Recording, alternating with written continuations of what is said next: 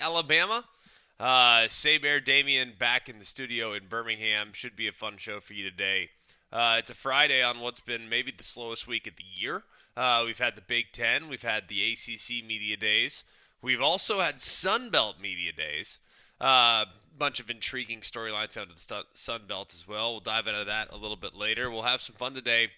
Booker McFarland is our only guest, so we plan on a lot of interaction with the listeners, and hopefully you guys can deliver. I feel pretty confident about that. I think you will, because I think we have a couple topics that you might like. We also are going to dive into a little bit of NFL. We don't do that very often.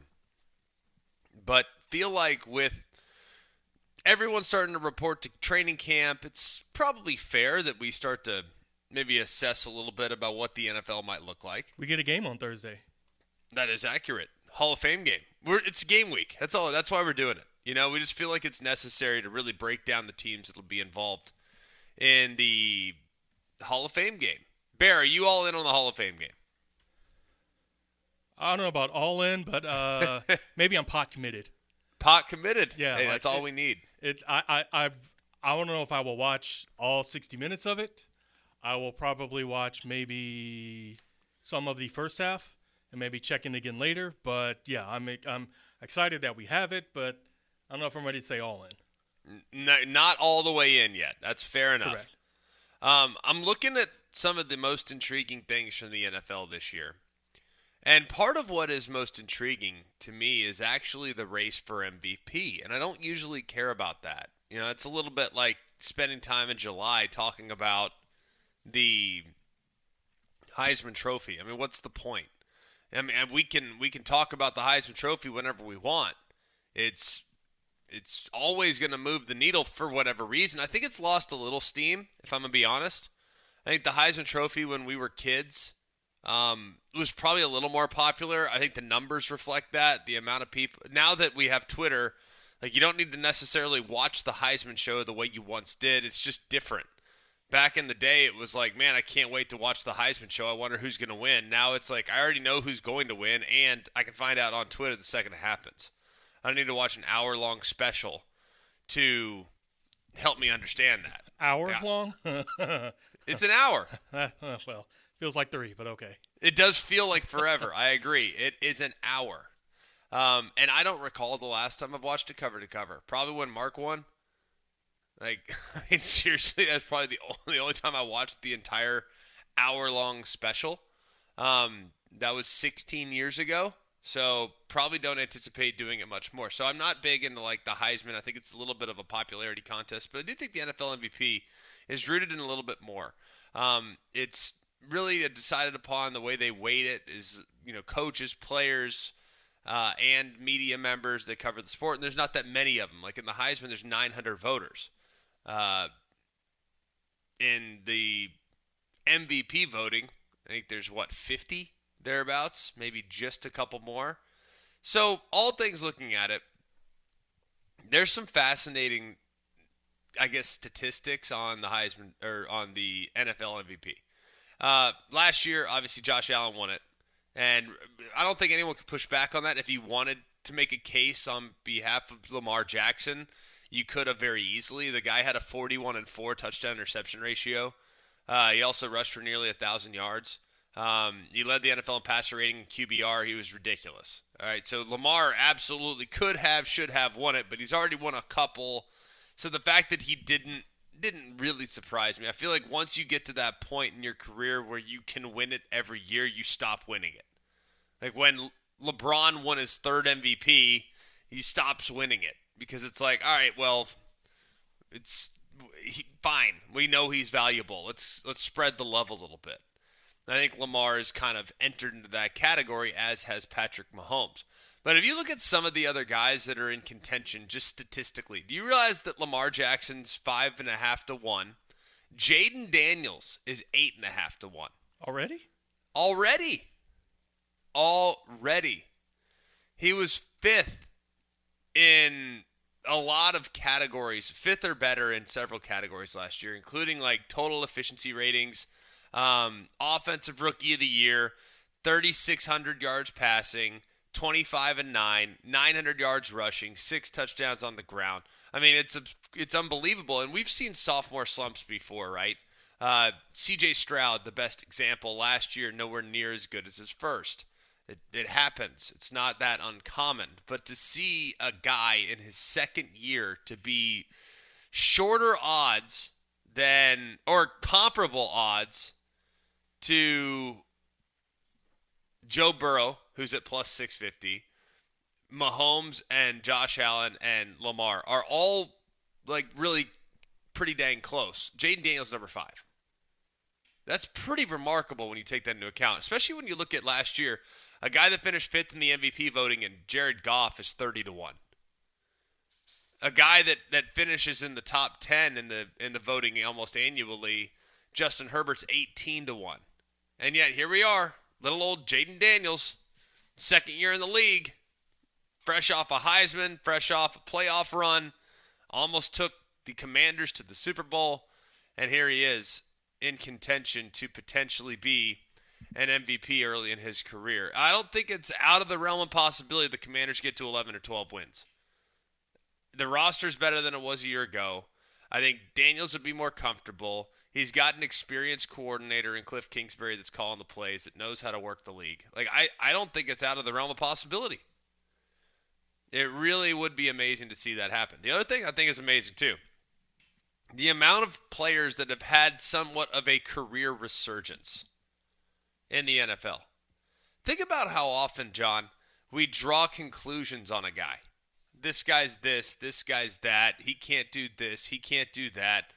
And then all of a sudden, we fast forward 3 or 4 years, and they found this new life in the league, and they extend their career by 10 years. How often have we seen that happen? I feel like while it doesn't happen every single year, it happens enough that you notice. There are enough people that is like, oh, huh, okay, yeah, I forgot about it. Oh, wow, you've been in the league for 12 years. It feels like you've only been starting for the last 3. But, yeah, it happens quite a bit. Like, the first one that comes to mind to me is Geno Smith. Yeah, great example. Geno Smith is a guy that completely revitalized his career after spending some time as a backup, ultimately found his way to Seattle, backup. Then Russell Wilson gets traded. He gets thrust into the starting role, and he ends up having a pretty good year and has now parlayed that into a pretty lucrative career here in the back end.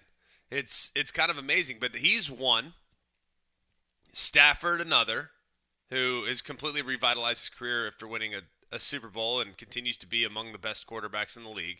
Jared Goff, the guy that was traded for Stafford, also very much has revitalized his career.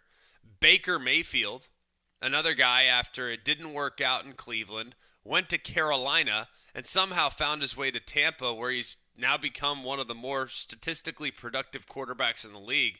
It's kind of amazing how often this is happening nowadays. And part of it maybe has to do with the fact that there's just not that many great players anymore that are coming out. And, I take that back.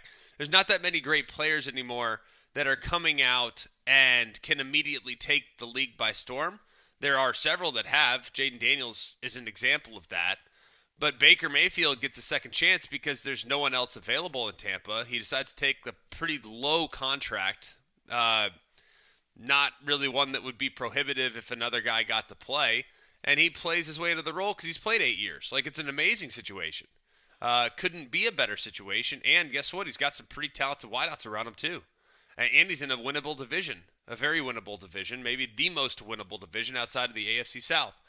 So I think it's just, I love it. It just fires me up because these guys that you draw conclusions on, maybe that they weren't in a great situation. Maybe they end up in a better spot and their talent comes to the forefront.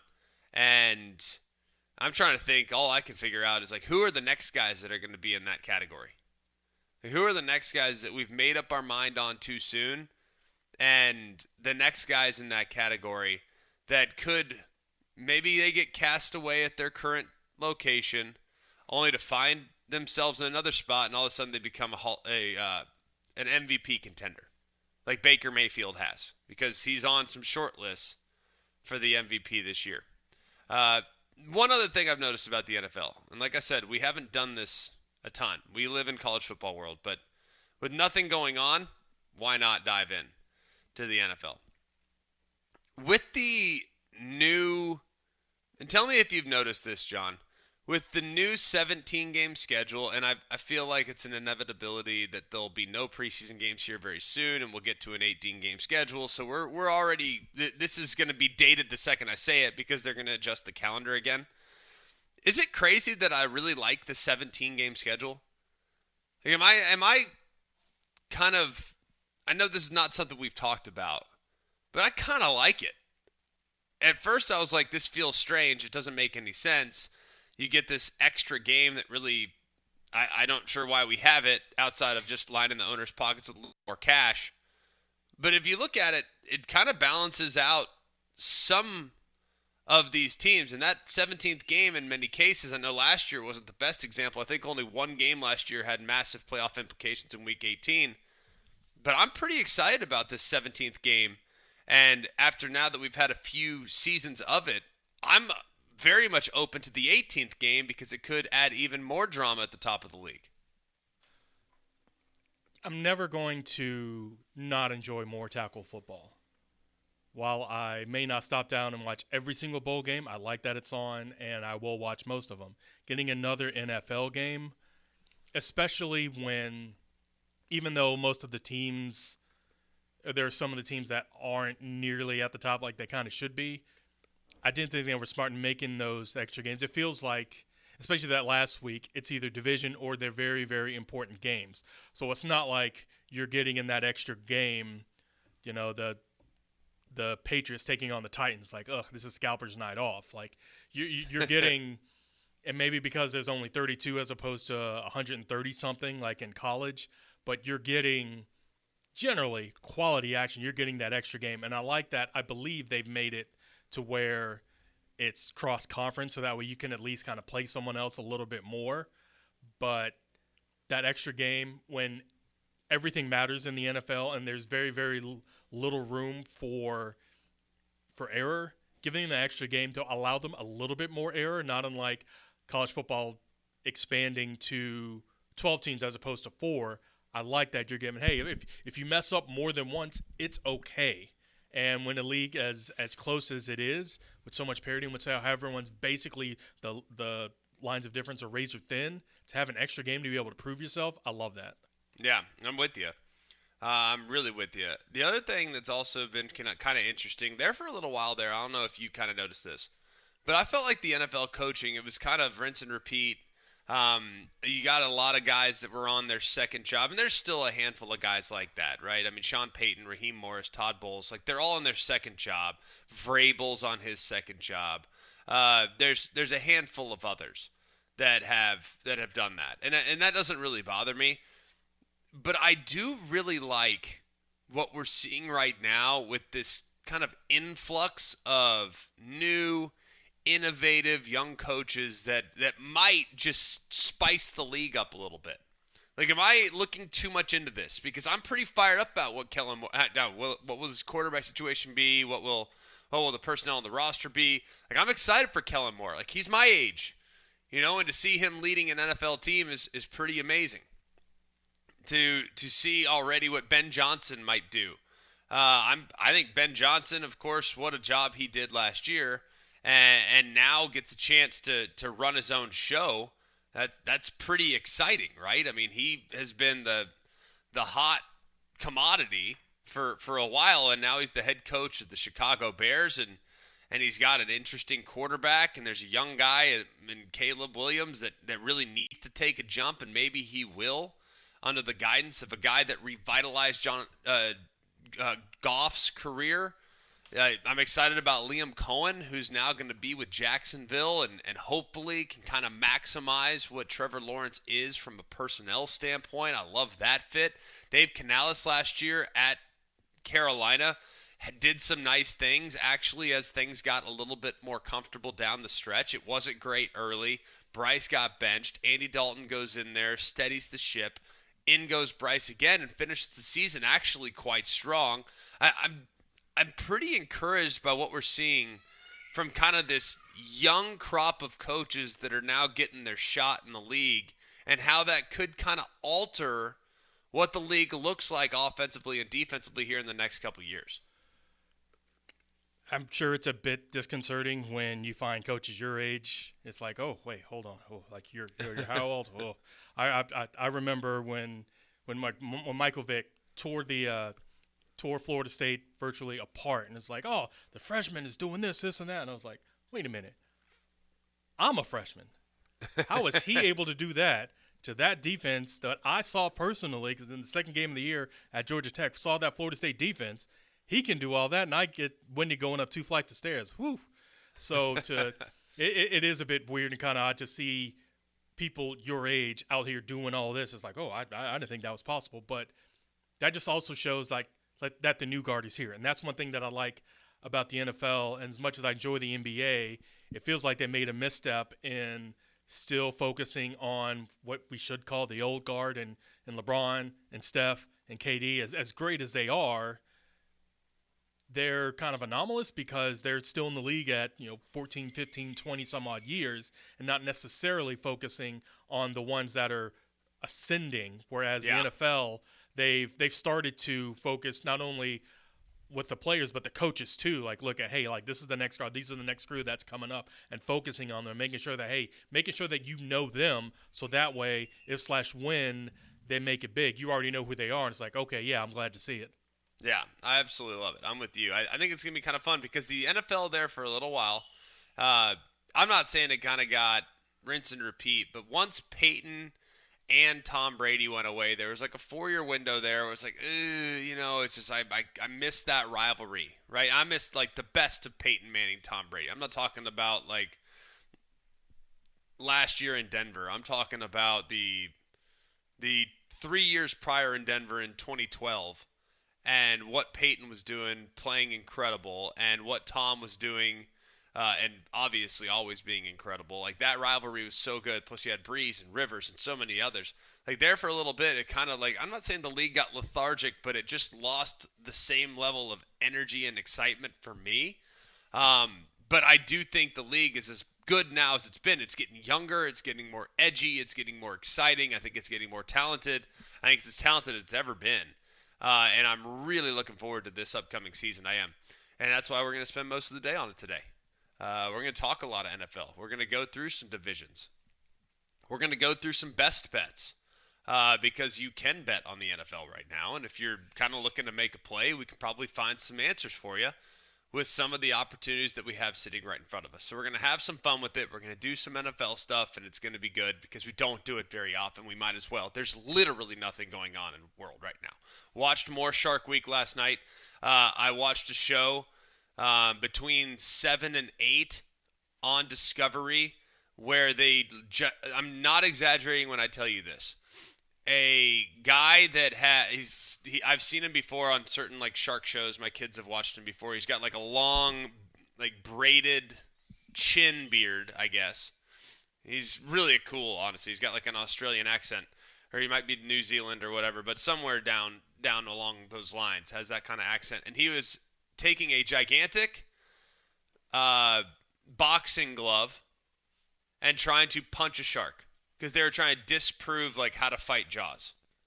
So that's where I'm at right now as far as like television consumption. I also woke up this morning at 5:15, thought about watching Happy Gilmore, decided against it.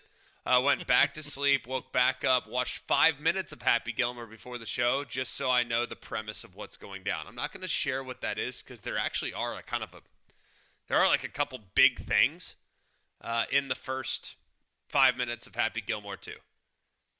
So I could give you a spoiler, but it would kind of ruin the whole like that I had, and I don't want to do that to our audience. So we'll steer clear of that.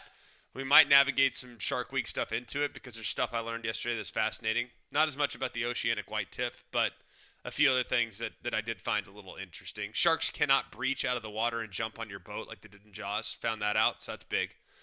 Feel good about that. But a lot of fun stuff to get to today on a Friday edition of McElroy and Cubelic. All right, when we come back, Booger McFarland's coming up in 10 minutes. Going to dive in a little bit. Just dive in a little bit to some possibilities that I would strongly consider for comeback player of the year in the NFL. All right, comeback player of the year in the NFL because there's a bunch of really good options, and like to the point where I'm like, I didn't even realize these guys got hurt. But I'll help explain what's going on next on McElroy and Cubelic. Good morning, Jox.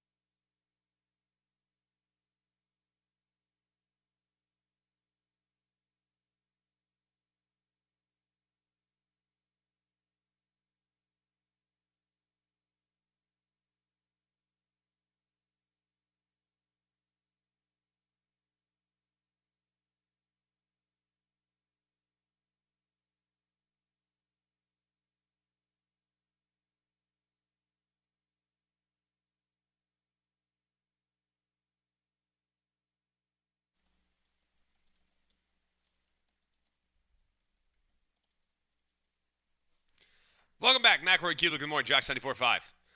Booger McFarlane coming up 5 minutes from now. I was looking at this. I was just trying to think of different angles to have some fun today with some NFL coverage. We're going to do some fun stuff too with college coming up around 8:30, thereabouts. We're going to go through and kind of define what is success for most of the teams in the SEC. Like, what do you think people would consider to be a successful year? We'll do that for the SEC in about an hour. So keep it locked in. Don't worry. If you're looking for college coverage, you'll have it in the 8 o'clock hour. All right, so just don't panic. Don't freak out. It's going to be all good. We look forward to it for sure. I was looking at some of the Comeback Player of the Year awards, and I was trying to figure this out. I was curious how many games you have to miss to be eligible for the Comeback Player of the Year. That was what I was kind of struggling with because Joe Burrow won it. You've had a handful of Joe Flacco's won it. So it's not necessarily always about injury, and I didn't know that. Sometimes the criteria for the award is a little bit open-ended, if you will. It basically goes to the player that overcame the worst adversity to return to play even a single snap of NFL football. Uh, Things that can be taken into account are injury, not playing, and then poor performance, which I was interested in as well. I was like, what? Like, so you play bad one year, you come back the next year, and one guy came back from like a tib-fib ACL tear, and I just had a bad year because I didn't play well. And I'm eligible for Comeback Player of the Year, and the guy that was in the rehab room all off season is also eligible for Comeback Player of the Year. I was like kind of blown away by this. It was a little mind-blowing to me. Does feel odd. Doesn't it? Like, all right, I had a bad year. Sorry, yeah, now I'm eligible. You know, hey, guys, you know what? I haven't won yet. You know what would be smart for Patrick Mahomes to complete his NFL, I guess, award cabinet? Just have a bad year this year. They just throw a million picks on purpose. Come back next year, light up the entire NFL from start to finish, win Comeback Player of the Year. We've never won it before. That's all he's missing, yep. That's all he's missing to round things out. J.J. McCarthy, eligible for Comeback Player of the Year, I found interesting as well. What? Yes. Yep. That J.J. McCarthy. And I know he got hurt last year. I understand that. He had a meniscus tear and never played.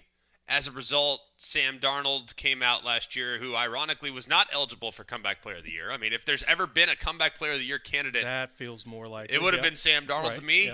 Yeah. But instead, it was Joe Burrow, who came back from injury the year before. But I'm looking at Dak Prescott. He missed 9 games. That's not a surprise. Aiden Hutchinson got hurt in Week 6, broke his leg. Remember that? Not a surprise. Christian McCaffrey came back last year. He hurt his PCL, I think, in like Week 12, Week 13, thereabouts. That one was not a surprise. So all those kind of made sense. And then I'm kind of going down the list a little bit more. Anthony Richardson, odds on Comeback Player of the Year.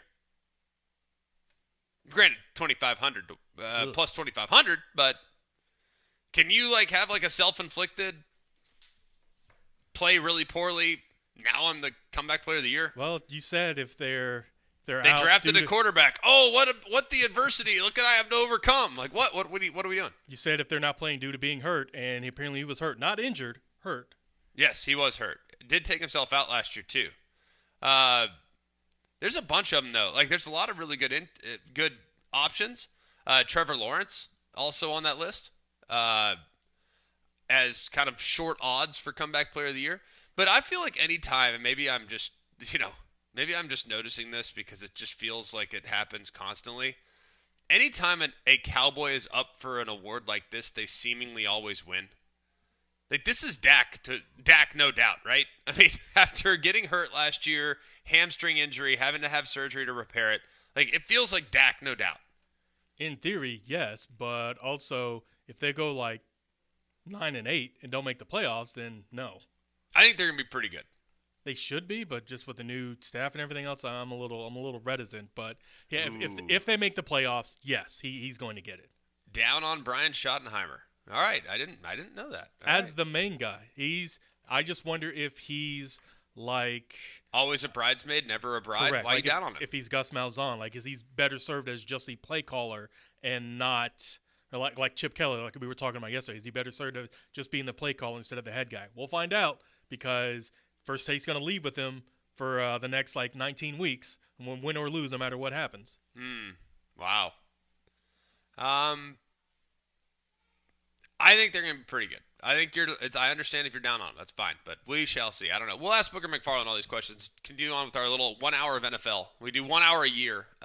Figure we do it today with not a whole lot going on and with camps opening up all over the NFL world. And it's game week, like you said, game next Thursday. Who isn't fired up for the Hall of Fame game? I mean, goodness gracious alive. I would have loved to have played in that, by the way. Another really? Extra game of reps. Oh, yeah. Oh, that's true. 100%. Yeah, okay. As a rookie, or as a preseason guy, I think I had more pass attempts in the preseason in 2011 than anybody in the NFL. So I think as a guy that played sparingly in 12 and 13 in the preseason, because I got hurt in 13's preseason and only got to play in one game in the preseason in 12 because Tebow and Mark took all the reps. Yeah, I would think that I would like to have played in that Hall of Fame game for sure. But either way, Very much looking forward to the NFL season getting underway and just having live tackle football here, even if it's worse than UFL quality football, like way worse. That's what the preseason is, like way, way, way worse. Even if it's at the lower end of the quality scale, I'm still going to watch, and I still can't wait to watch. That's for sure. So when we come back, Booker McFarland will join us next on McElroy and Cubelic.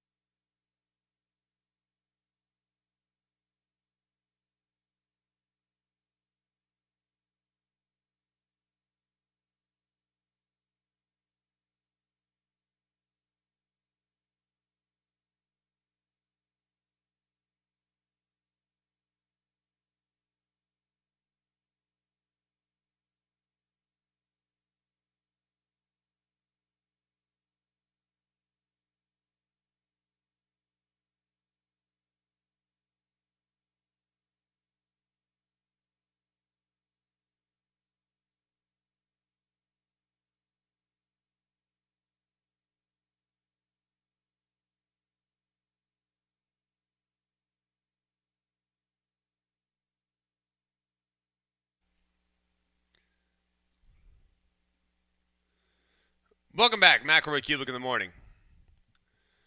7:35 as we roll along here on a Friday. We roll into our conversation with Booker McFarland, who's kind enough to join us from the airport. Not sure where he's heading. Probably going to play golf somewhere.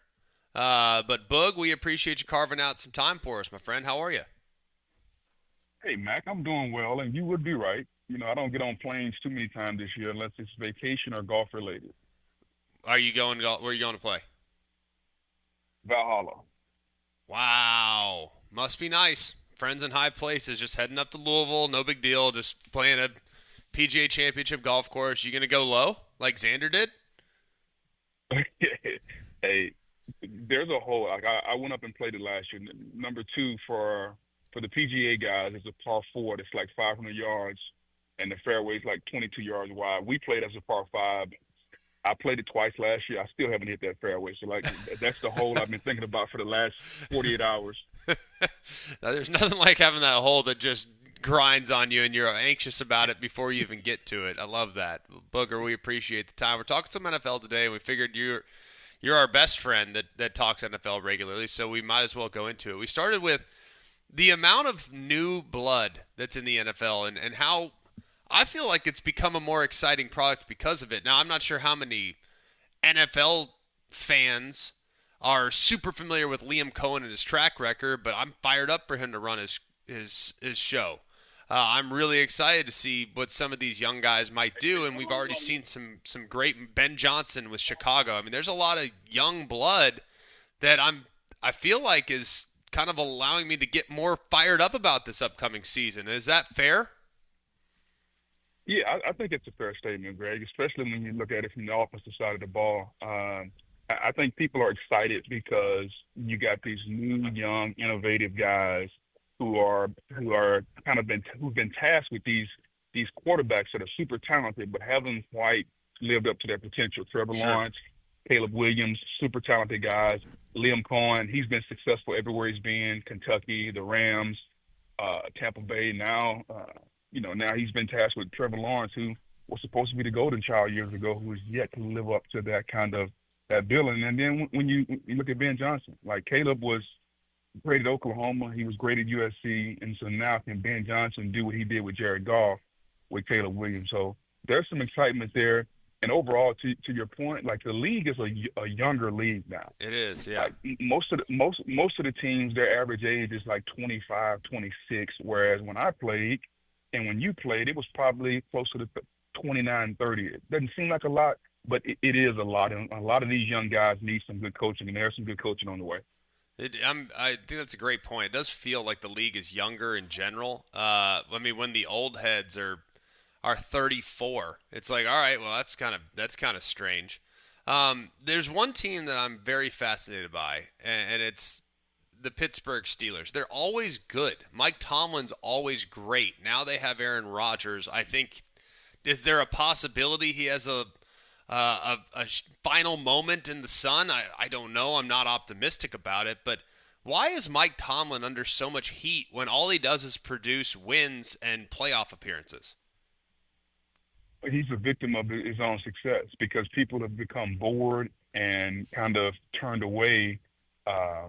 Hey, he never loses, never has a losing season. He's always in contention, and people are like, okay, that's cool, but we want championships. And I think, when you've been as successful as the Steelers have been, when you've been as successful as Mike Tomlin has been, he always say the standard is the standard. And I think when he says that, I think you have every right to hold the Steelers to that. And I don't know if this is going to be lightning in a bottle with Aaron Rodgers. I do know I saw it in Tampa with Tom Brady. Brady came in here at 41 years old, 42, whatever the number was, and he had a young team around him. They were talented, and he took that team to the Super Bowl. Now, if you look at the Steelers, they aren't quite as young, but they got a ton of talent. Defensively, I think their secondary might be the best in football. When you look at Slade, Porter Jr., Ramsey, you look at Patrick Queen at linebacker. Their front with Watt, Harmon, Hayward, Highsmith, like they got a ton of talent on defense. The key will be offensively with Arthur Smith. Can they run the football? Can they hit the play action shots to DK Metcalf? And more importantly, can you keep an old guy healthy? Aaron is going into his age 42 season. Yeah. Greg, that's about. I think that's your age also. Like, how do you feel getting out of bed in the morning and you don't even play? So imagine what it's going to be like for him to get out of bed in the morning after he's been hit and he's been practicing for the next 4 or 5 months. Yeah, I'm not quite there yet, but I appreciate the shot across the bow. Uh, looking at looking I mean, you're at close. close enough. I mean, the sick part is I'm closer to that than I am to these young bucks that you just described. It's not even close there. So that's 100% accurate. The race for the MVP is a fascinating one. You have the obvious candidates, the Joe Burrows of the world, the Mahomeses of the world, Josh Allen and Lamar. Those four are kind of in a league of their own. But what I found interesting, the fifth shortest odds is Jaden Daniels. And then you have a couple other known commodities, guys that wouldn't surprise anybody. Jared Goff is sitting there at 30-1. Justin Herbert's at 18-1. Meanwhile, here's Jaden Daniels, year 2 in the league, and he's 8.5-1. It's kind of wild when you think about that. But how likely is it that we get an MVP that isn't in the four obvious candidates right now? I would say it's probably not likely. First of all, the MVP is going to be a quarterback. I think we've established that even last year with Saquon as if it going could be for anything 2,000 else. yards. Exactly. Since you guys are such prima donnas, it's going to be a quarterback. Jaden Daniels is the sexy pick. I think when you look at a guy like Caleb Williams, let's say the Bears come out and be hot and get really hot, and Ben Johnson turns him around.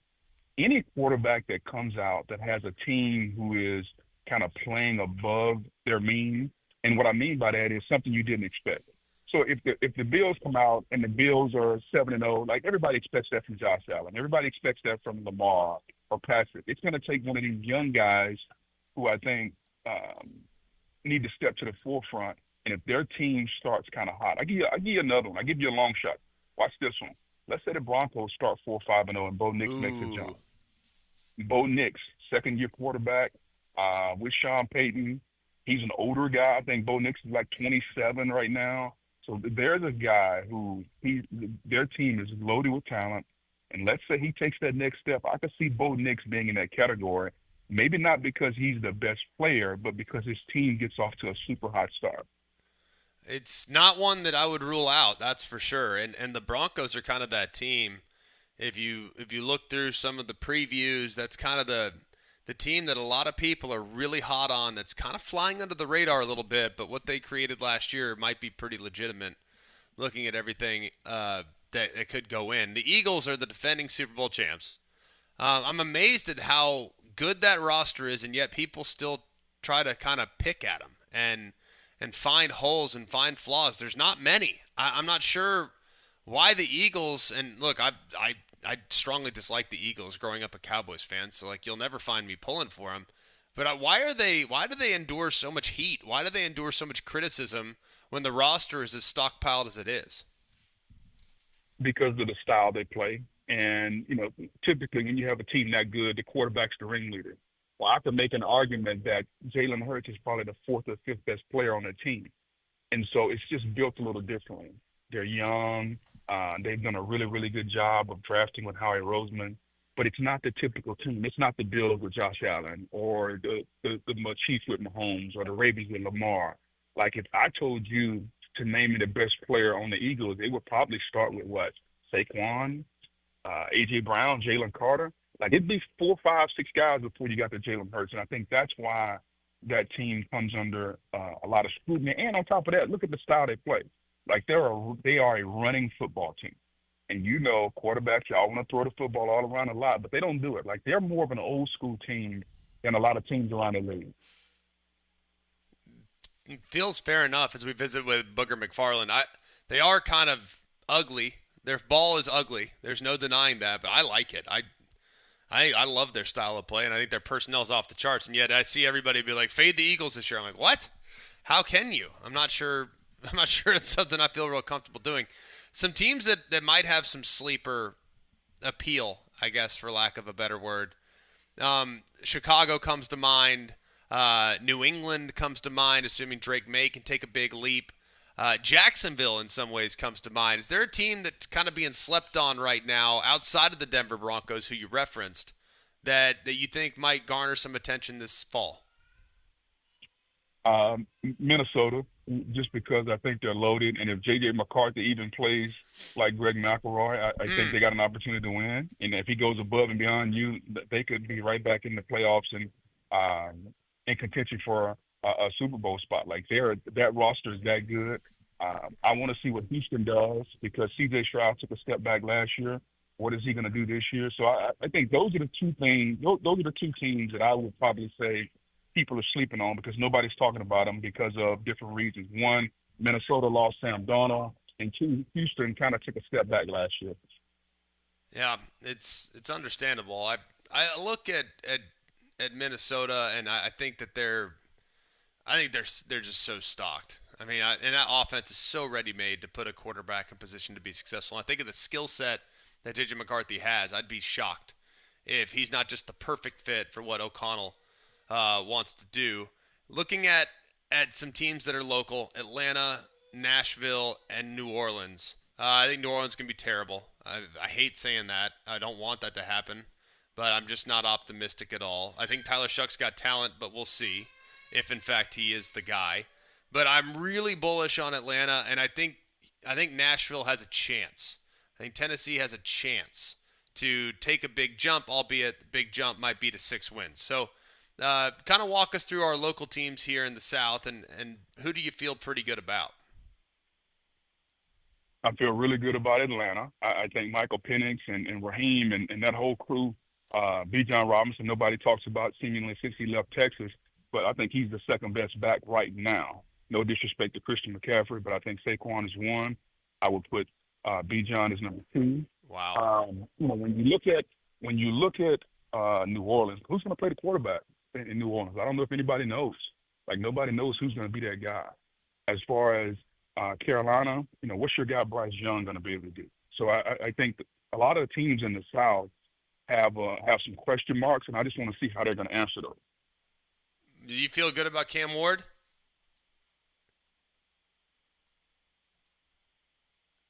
Yeah. I think if you go back and Greg and look at what he's done at every step of the way, like he's been really good, man. From Incarnate Word to Washington State to Miami, like he's a force multiplier. And I think when you're at that position, that's what you got to be. He's always been that. So I look for him to continue. Now it's a tall task as a rookie. Like you're a rookie, your head swimming, all that good stuff. But I think he'll be really, really good, and that team will be a lot better. I mean, it can't get any worse. Like Will Levis was terrible. And, the fact that he had that team where they were, to me says a lot. But I definitely look for him to be pretty good. All right, great stuff, Boog. Enjoy your trip to Valhalla. Hope you play well. I'm sure you'll stripe it right down the fairway on 2, and you'll be in good shape, my friend. Thanks for your time, and we look forward to visiting again soon. All good, buddy. I appreciate it. My next trip is going to be to come to Birmingham and play with you, so I can't wait. Well, you buckle up. The game's tight right now.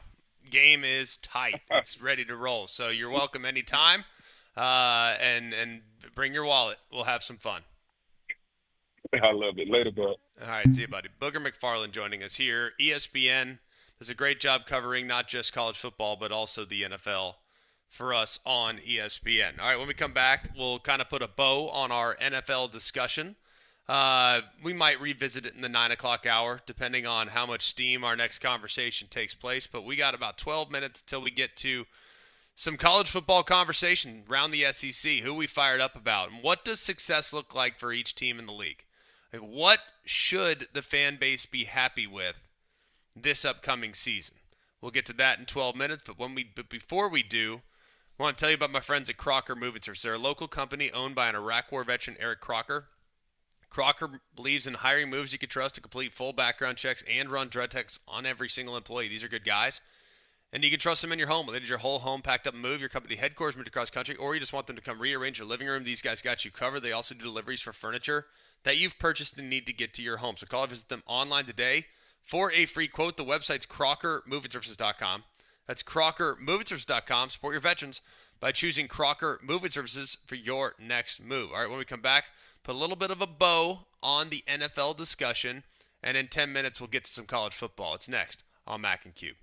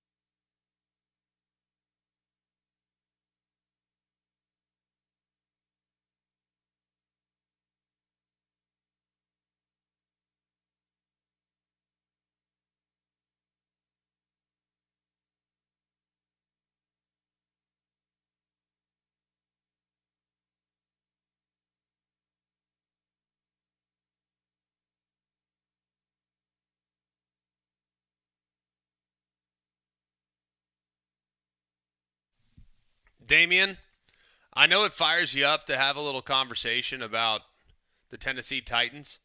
It sounds like Boog's bullish on Cam Ward, but the only reason why is because it can't get much worse. Is that accurate? Can you properly assess as a Titans fan? Yeah, absolutely. And I mean, I took it to a whole nother perspective. The way Boog discussed the Tennessee Titans, I think we are on the inside track for a Super Bowl run this year.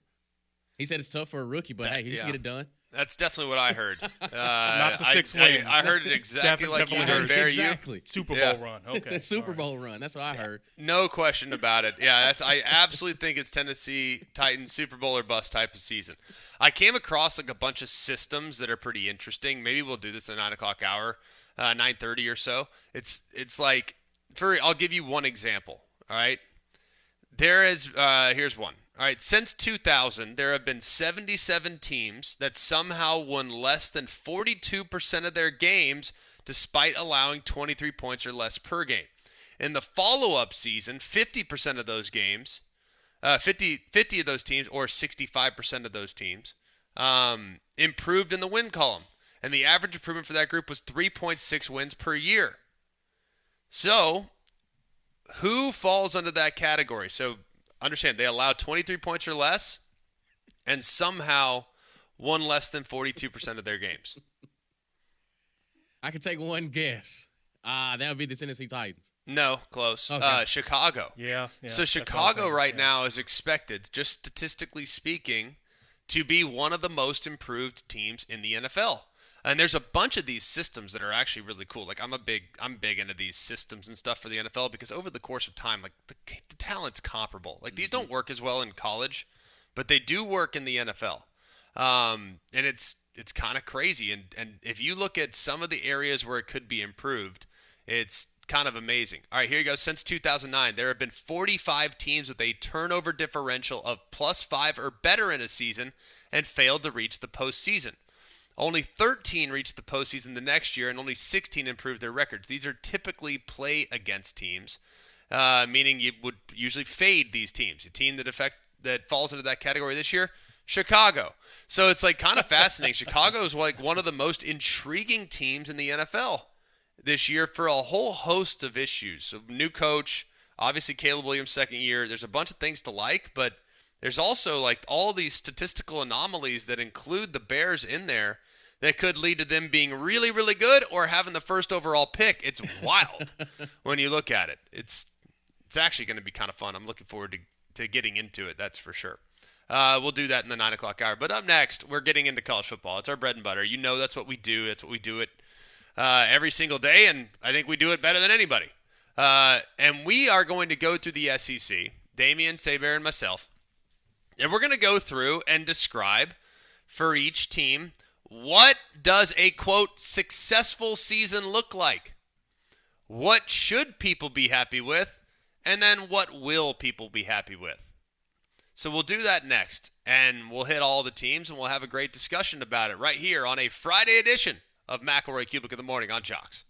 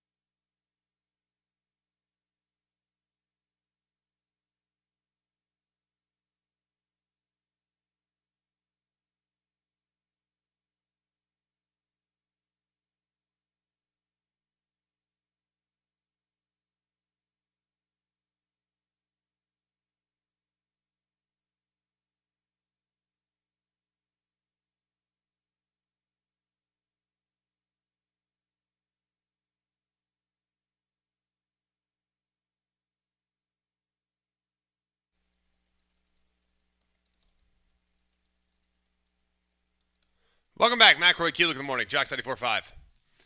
Hour number 2, fun first hour. We don't do NFL a lot, and there's a lot more NFL I'd actually kind of like to do. I kind of went down the rabbit hole yesterday, and I'm pretty excited about this NFL season. Probably the most excited I've been about the NFL season in quite some time. If you missed the show, you can download the podcast.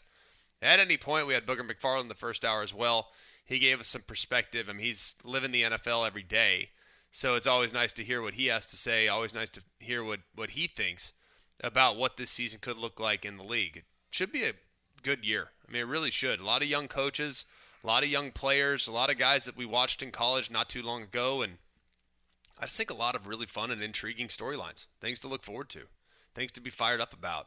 And while you don't have to be a diehard NFL fan to watch the NFL, I think there's reasons, if you've been maybe disengaged with the league, there's reasons to kind of maybe get re-engaged this upcoming season that's going to be potentially that interesting. So we shall see.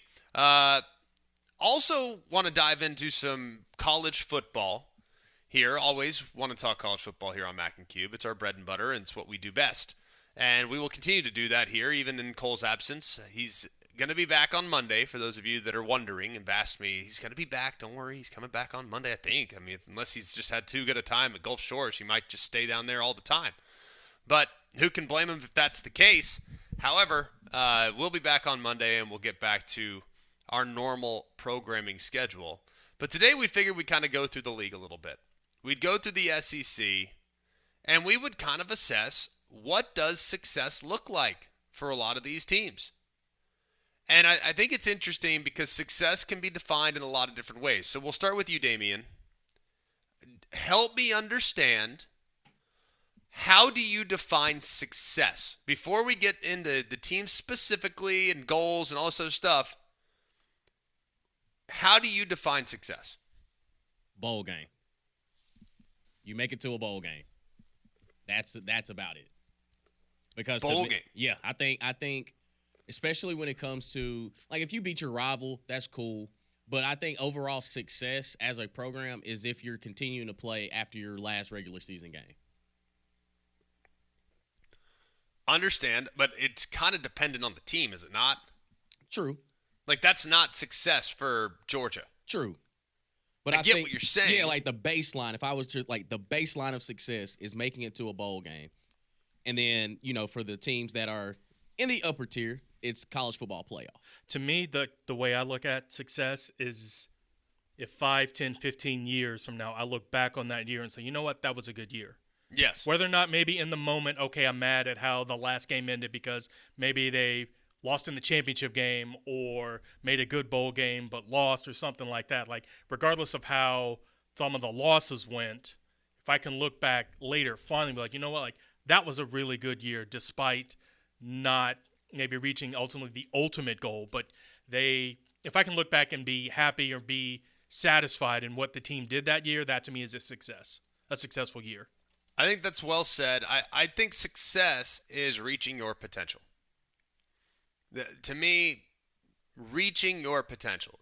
Based on the talent that you have, based on the personnel that you have, the continuity that you have, the schedule that you have, reaching your potential is success. Now, I think sometimes at this point of the year, we don't necessarily know every team's potential. We've never seen these teams on the field yet. I mean, we don't even have spring games anymore. So I'm not sure any of us can adequately tell you exactly what the potential is, but we can guess just based on what guys did elsewhere and what personnel looks like and what returning starters are back and all sorts of stuff. So can we get on board with reaching your potential? Like, because let's be real.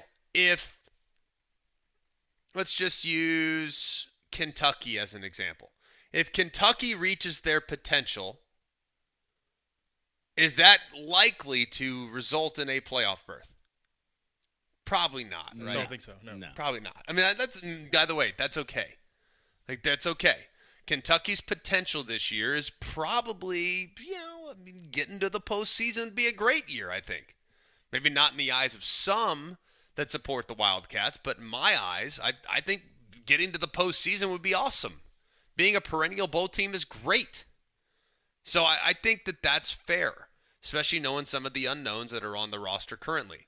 So we'll go through all the teams in the SEC and we'll kind of dial it up, but we'll start with Alabama. Damian, I'll give you the floor first. What is success for Alabama this season? I think for Alabama, it's the college football playoff, and not just, I guess you'd say, creeping in, but at least winning one game, one playoff game. But I do believe a college football playoff is almost like just the end-all, be-all to making it a successful season. I think you have to at least make it to the college football playoff and win at least one playoff game. I'm fine with that. But I also would ask you this. Mm-hmm. What if they have a first-round bye? And they lose in the Sugar Bowl? Just using that as an example. They lose in the Sugar Bowl, have a first-round bye, so ultimately they're in the top 8 of college football this season. Is that success? I do. I still think that's success because that means you handled your business in the regular season to put yourself in a position to have the first-round bye. Now, it'll be a gut punch, but you handled exactly what you needed to in the regular season to find yourself in this spot anyway. But it'd be more of an ego hit than anything because it's like, well, we did all that just to, falter in the first game that we played. But I think that it would still be a successful season, especially based on what happened last year. Being on the outside looking in, you handled everything that you needed to, so it was no denying that you were one of the best teams. But if you end up falling, yeah, it hurts, but I think it's still a successful season nonetheless. Hard to push back on that. Saber, how would you define success for Alabama this year? It's similar to what Damian's is, but to me, it's making the quarterfinals of the college football playoff. Because if you're one of the at-larges and you win a game, obviously you've made the quarterfinal and going that way. But right. if you have the bye, you've won the conference. And I'll be hard-pressed to say if you won a conference championship, it's not a successful season. Right. So to me, if you make the quarterfinals one way or the other, that to me is a successful season. It's better than a good season. I don't know if it's a great season if that's as far as you go, because I think last year we'd all say Georgia had a good season, probably a successful season because they made the playoff, they won a conference championship, but that was as far as they went. I would consider that a success. Maybe not a rip-roaring, amazing one, but to me, it is a success. I kind of see it the same way. I'm glad we're all kind of on the same page. Like, I think making the playoffs is great. I think in many ways making the playoffs is success, especially out of the SEC because albeit, people don't necessarily agree with this. I think making the playoffs out of the SEC is harder than making the playoffs out of another league. Because I think the SEC schedule to get to 10-2 to guarantee yourself a spot in the playoffs, more or less, is harder to do that in the SEC than it is the ACC. Just look at the teams that SMU beat last year and the teams that Indiana beat last year en route to the playoffs. Like, good teams. I'm not denying or taking anything away from those teams. Like, they're fine. But to go 10-2 in the SEC is incredibly difficult. To go 10-2 in the ACC, not as difficult because it's very much dependent on who you draw from the schedules. Like, I feel like the SEC schedules, for the most part, are pretty dang balanced. They really are. Like, what takes you from being a top 10 schedule to number 1 schedule is 2 out-of-conference games against top-level teams like Florida has, right? That's what kind of elevates you even higher. The SEC schedules, for the most part, I don't look at any of them like, oh, that's a cakewalk. But I do look at some of the schedules in the ACC and the Big Ten. I think, yeah, you know what? You'd have to almost screw it up to go worse than 9-3. You know what I'm saying? So I think that's worth noting. I think making the playoffs is success for Alabama. But I still believe with this roster, getting to the top 8 would be a great year. Like, that to me is a great year. You get to the top 4, elite year. You get to the national championship game, amazing year, as good as it gets. You win the national championship, all-time great year, right?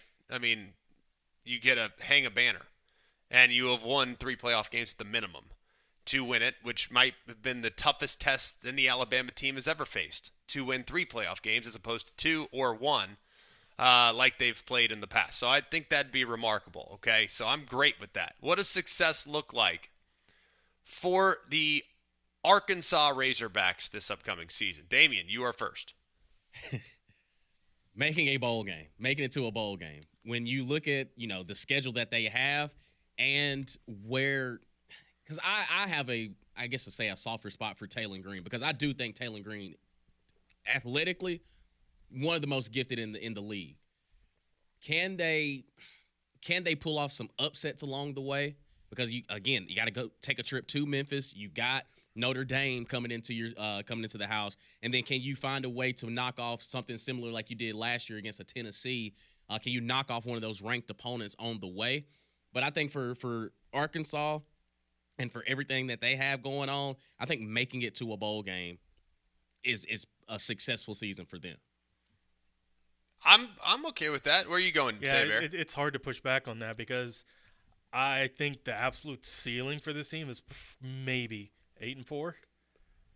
So I expect them to, because even at best, if they lose to Ole Miss, Notre Dame, LSU, Texas, and say they lose 2 of 3 out of Tennessee, Texas A&M, and Auburn, say they get one of those. Yeah. That's 6 losses right there. Right. So then they have to beat Missouri at the beginning of the year, or maybe upset Memphis or whatever. And that's assuming they get Memphis too. So they'll be hard pressed to make that bowl game. So if they make a bowl game or really 7 wins, like that's like not only is it a successful, it's like you may need to watch out for this team next year. Perhaps. I think success for Arkansas, and this is going to be a little backwards. There's only a few teams in the SEC that I think will fall under this umbrella. I think it's not so much about how many games you win, but it's more about who you beat. Mm-hmm. I think that's kind of where Arkansas is at right now. Do I think their fans would love to go to a bowl game? Sure. Yeah, of course they would. Naturally. Who wouldn't want to go to a bowl game? I don't think their fans care about that as much. You know what I think Arkansas fans want? To beat A&M for the first time in a generation, it feels like. to beat Notre Dame at home on September 27th when Notre Dame's likely a top 5 team, top 10 team at worst. They come to your house, you knock them off. To go and beat LSU at LSU, to go and beat Texas at Texas. If they win just 4 games this upcoming season, and those are the 4 wins they have, yet they lose to Alabama, A&M, and Arkansas State, I don't think they care. I really don't. I think they'd be more fired up about being the giant killer in the SEC than they would finding their way to, Shreveport for a bowl game. So, from our vantage point, sure, yes, it'd be great to get the 6. It'd be great to have those extra practices for young players. It'd be great to have some momentum and some positive mojo to be able to finish the season on a winning note. But I think if Arkansas is the ultimate villain for top teams in the SEC this year, that is success. Do I know if they can string together to get 6? Potentially. I think they'll get Alabama A&M. I think they'll get Arkansas State. So let's just throw those 2 away. But if they get 4 more, and let's just say they beat Memphis at Memphis. All right, so there's 3. So they need 3 more. If they get 3 more and 2 of those 3 are LSU, Texas, and Notre Dame, think about how good that would be for Arkansas's fans. So I think it's more about who they beat more so than how many they beat. And I don't know if you guys see it similarly. You guys can get on board with that. Can I talk you into that? Yeah, and to your point, and that's the thing about Arkansas. It's, man, they'll find a way to mess around and, pull off an upset against like an LSU or a Texas or something like that.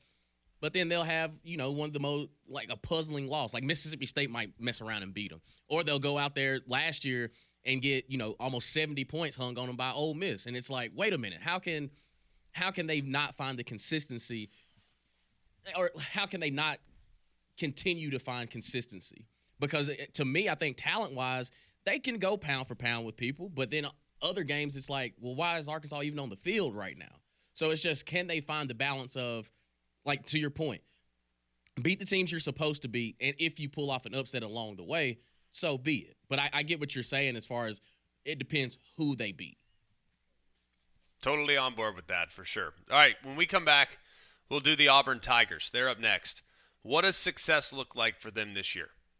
What should fans be wanting out of the 2025 season? We'll answer it next on Mac and Cube.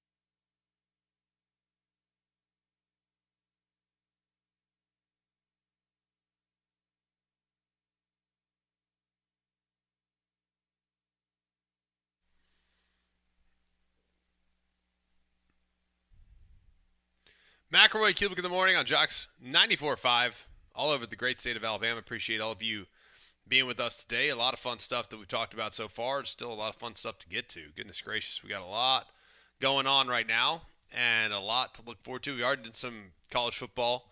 We already did a little NFL.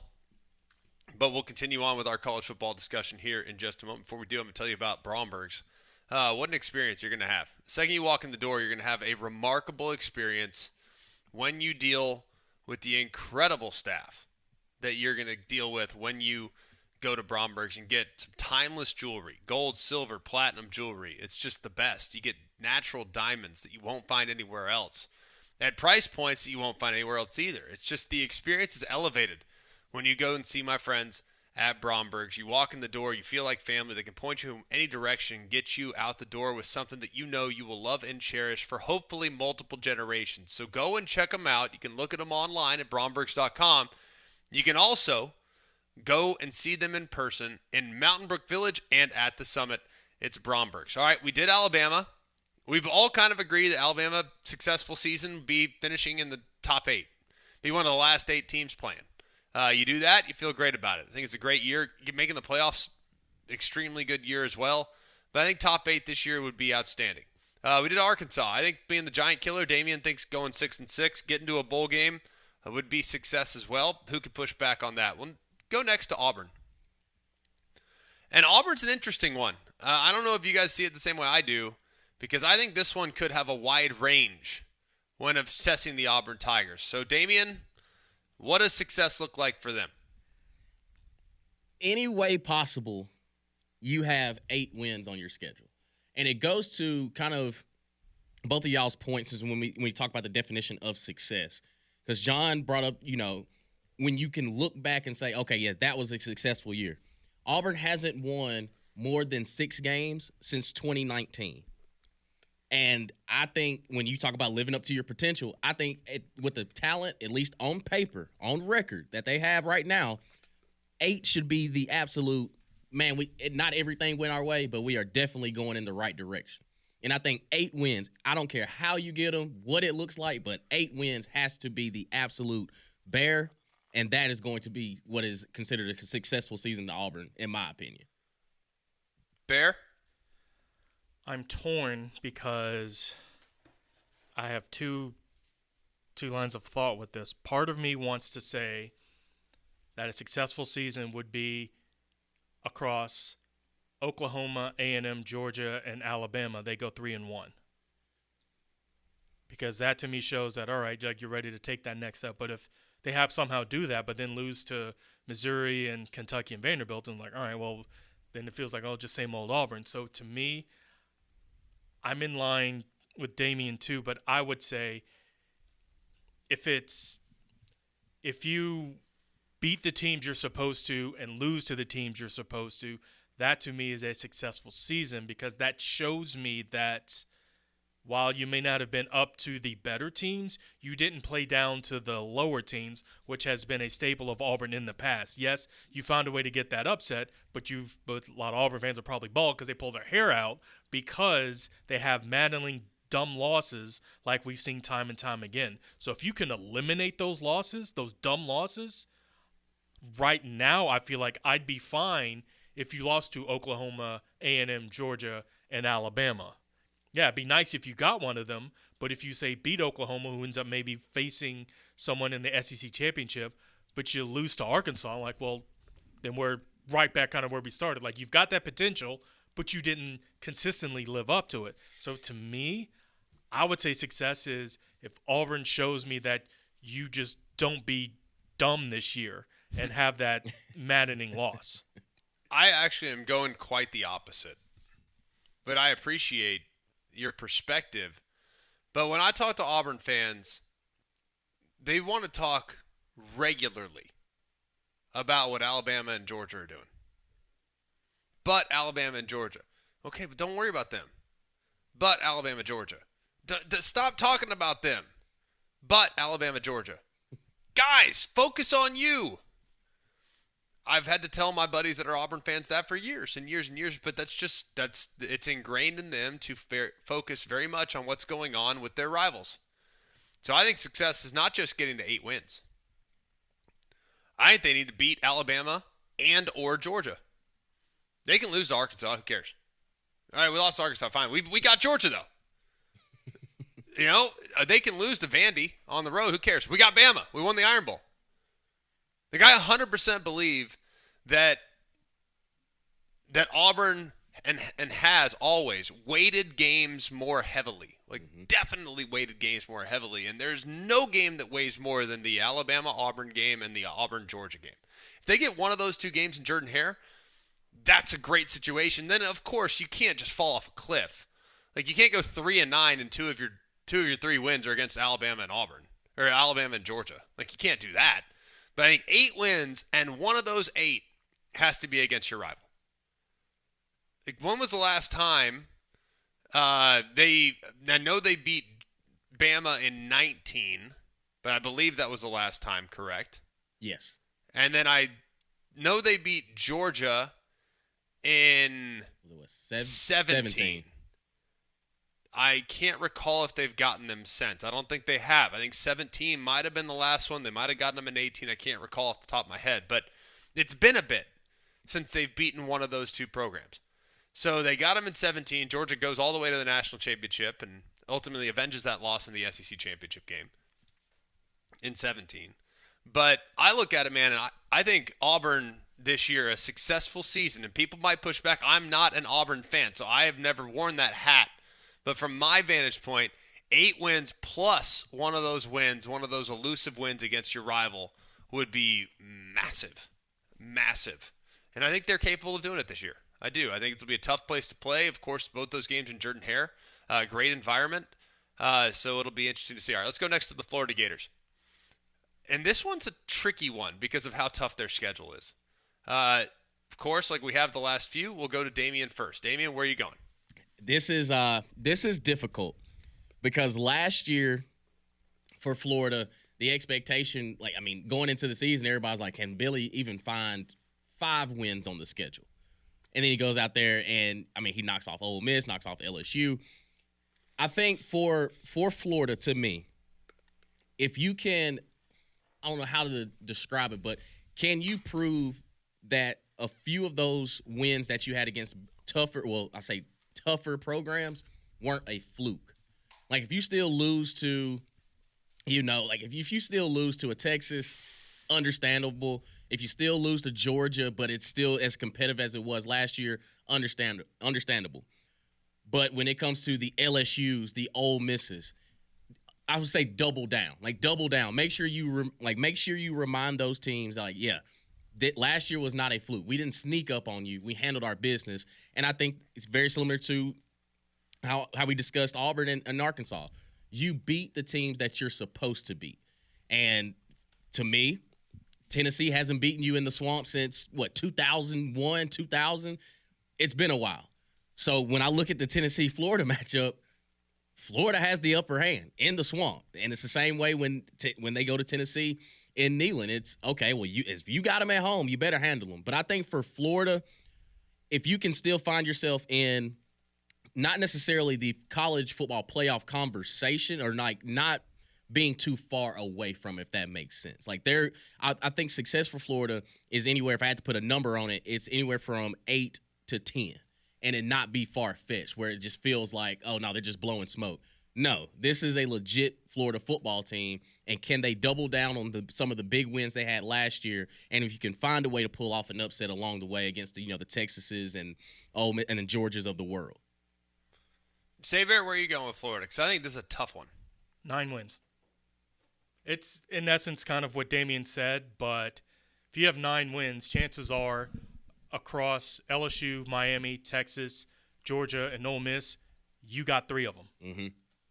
Or at least 2. And that's assuming that Florida State is that you're getting that one and Tennessee. So to me, it's a successful season. It's 9 wins, and you're showing that while you may not be capable to win the league, you're capable enough to not only compete, but be near the top. I don't know if they're at the top right now, because going back to what you said before and how if a successful season would say meet their potential. If this team fires at 101% of everything that they're capable of, they're in the Final Four. Yeah, I'm with you. But I don't know if I'm willing to say, it's this or bust. Mm-hmm. So that's why, to me, if they have 9 wins, I think that's all right, you know what? I don't know if we're ready we're not ready. We're not at that next step, but we've taken the next step in that direction of where we want to go. Well, I can tell you this. I am of the belief that if the stars align for Florida, they can make the playoff. The problem is their schedule's such a beast, and that's all anyone can focus on.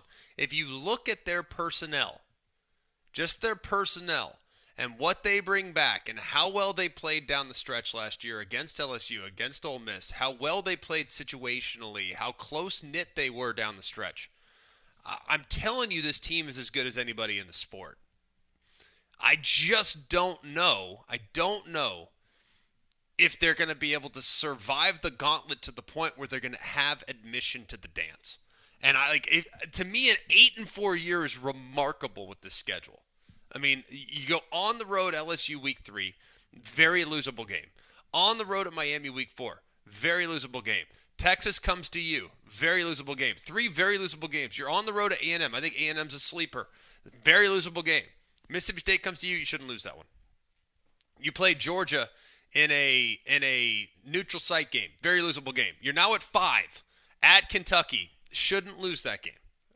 I mean, it's tough place, rivalry game. Kentucky's got it circled. You shouldn't lose that game. So I'm not going to put that one on the list. At Ole Miss, losable game. I lean Gators there. I think they're better in the trenches. I know it's on the road. I know it's tough. I'm sure Ole Miss has that one circled, so we'll put it in the category of a losable game.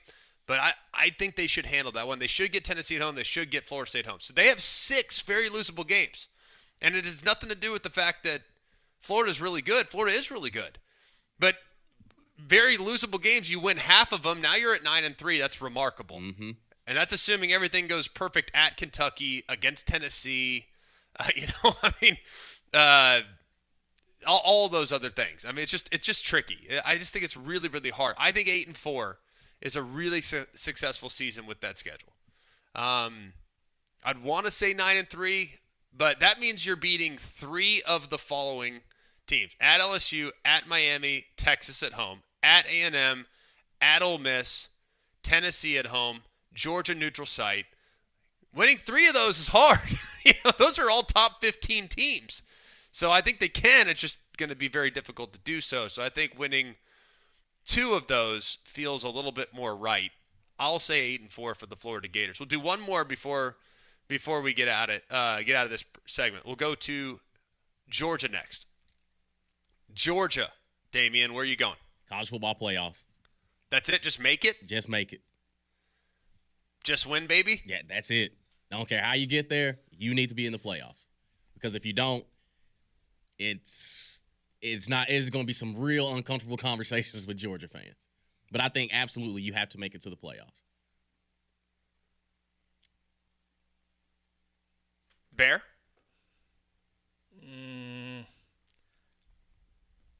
I think it's the same like we said for Alabama, like making the quarterfinal. Because I think they need to not only make it, but at least – but if you just kind of sneak in, kind of like Indiana, if you're Georgia, like if you're in there, you think you're Georgia, like you're good enough to at least win a game or make somewhat of a run. But if you get there and like Tennessee last year, like I don't know if Tennessee fans viewed last year as a success, because even though you made the playoff, you got your doors blown off and you may have kind of possibly been exposed. So to me, you got to make it to the quarterfinal of the playoff one way or the other. Either win a game or you're hoisting the trophy like you did last year. I'll be curious to see kind of what the season looks like for Georgia, because I think they got a chance to be a very blue-collar outfit, which I very much welcome. I miss that version of Georgia. The last 2 years, they got a little more pass-happy. They kind of were that way in 22 as well, where they just threw it around the yard a little bit more. I want to see Georgia bludgeon people. Like, that's the Georgia I know. That's the Georgia I want to see. And I'm hopeful that that is the Georgia that we get this season. So I'll go along with y'all. I think playoffs, top 8, I think comparable success level to Alabama. Last year was a really successful year for Georgia. They won the SEC. They made it to the Sugar Bowl. They lost in the Sugar Bowl, but that was a successful year, especially considering all the things they had to endure. They beat Texas twice. I mean, there's a lot of good things that were happening last year for Georgia. Granted, I don't think any Georgia fan is going to sit there and wax poetic about how great 24 was, but that was a successful year. If they can replicate that success, I think they should feel pretty good about what they might be able to do this upcoming season. So we'll see. Georgia, top 8. Good? Not good? We're all on the same page? Yeah. Good. Beautiful. All right, when we come back, we'll continue on as we navigate throughout the SEC, defining what success looks like for some of these teams this season. And if you want to find what success looks like with your flooring, you can go and check out Shannara Flooring. That's really, it's amazing to see what they can do. Flooring and replacing flooring is no easy task. It's extremely difficult, but I know Fu and his guys are going to take great care of your floor. They're going to take great care of your home. They're going to treat it as if it's your own. And I'm pretty excited about what they're doing right now with the Core-Tech flooring that they have in stock. They have so much flooring in stock. 40,000 square feet of Core-Tech flooring. This is that waterproof, very, very sturdy, very durable. It's going to increase the value of your home or business if you install it. And right now they're giving it to you $10 off each box if you order it from Fu and his guys at Shannara Flooring. $10 off per box. The savings can really stack up when you order it from Shannara Flooring. So go and check them out by going to Shannara Flooring's website at fooandyou.com. When we come back, we'll continue on with the SEC. And what does success look like next on Mac and Q?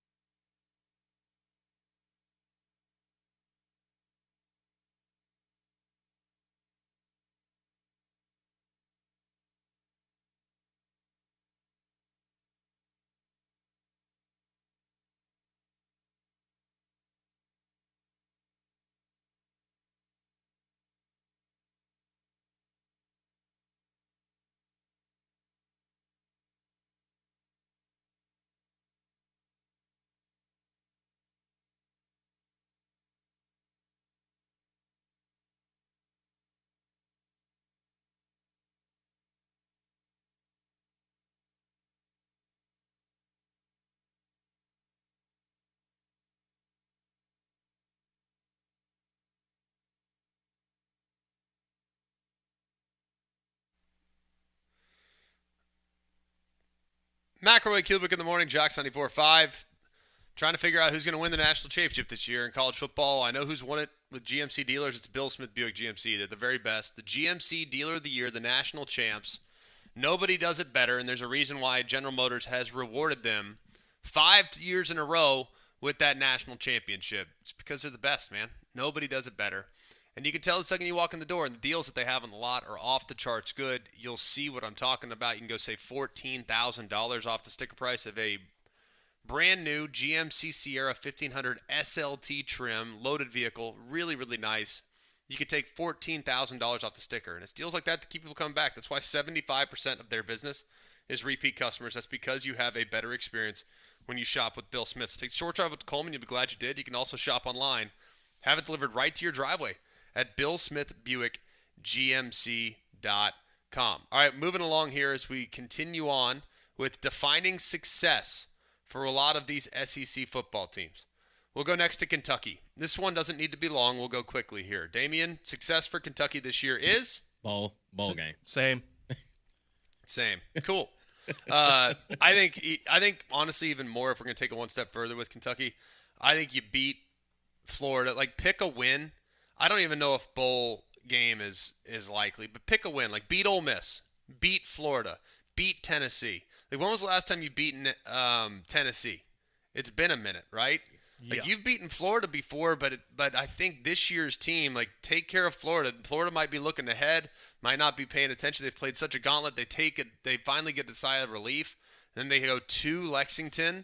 There in early November, beat them. Beat Louisville. I think just beat your rivals. I don't even know if I can define success by a bowl game this year. I just think beating your rivals, rising up to the level and be a giant killer would be a very successful year for Mark Stoops and the Kentucky Wildcats. Let's go next to LSU. Damian, where are we at with LSU? Ooh, it's, man, for LSU,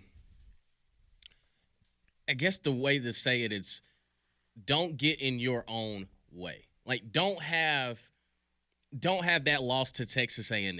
Like if you lose to Clemson, so be it. That's week 1. But when it comes to the SEC play, you've got to maintain that you are one of the better teams. Brian Kelly didn't come down there to just, be 8-4, 9-3. Like this to me, it's almost just get to the playoffs because at that point, all the LSU fans have to at least acknowledge like, all right, he's at least trending in the right direction.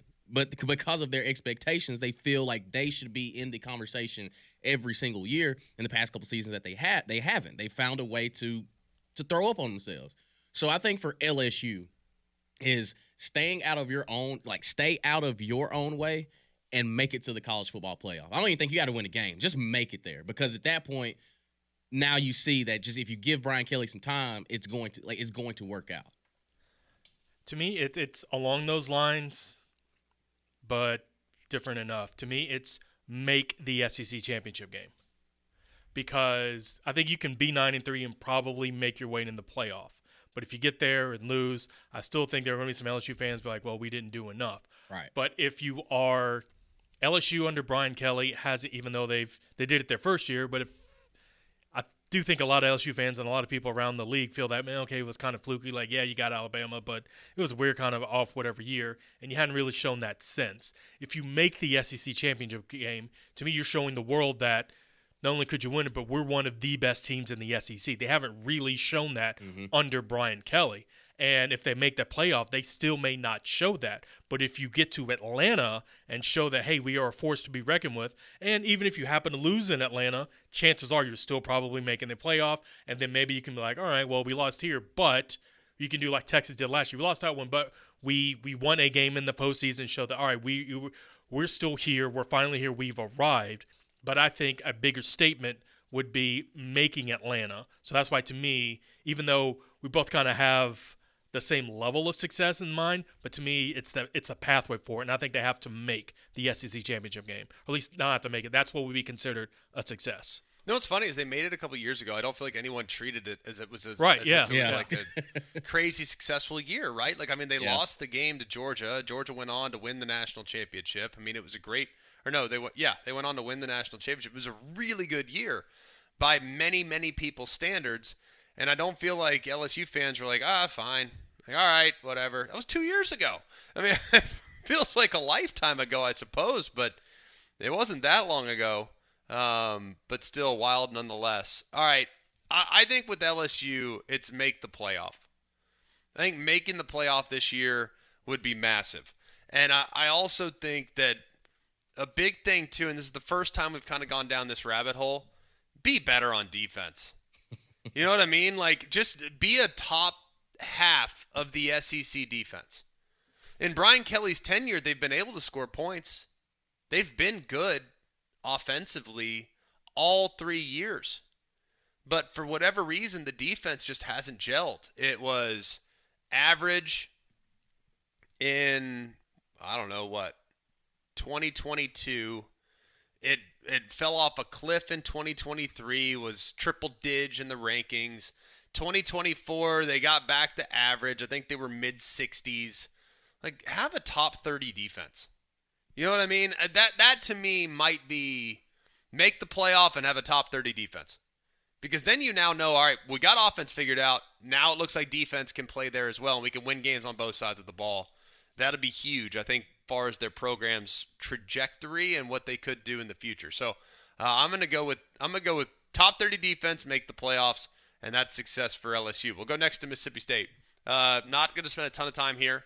What does Mississippi State's success look like for y'all? An SEC win? One. Yeah. Just maybe two.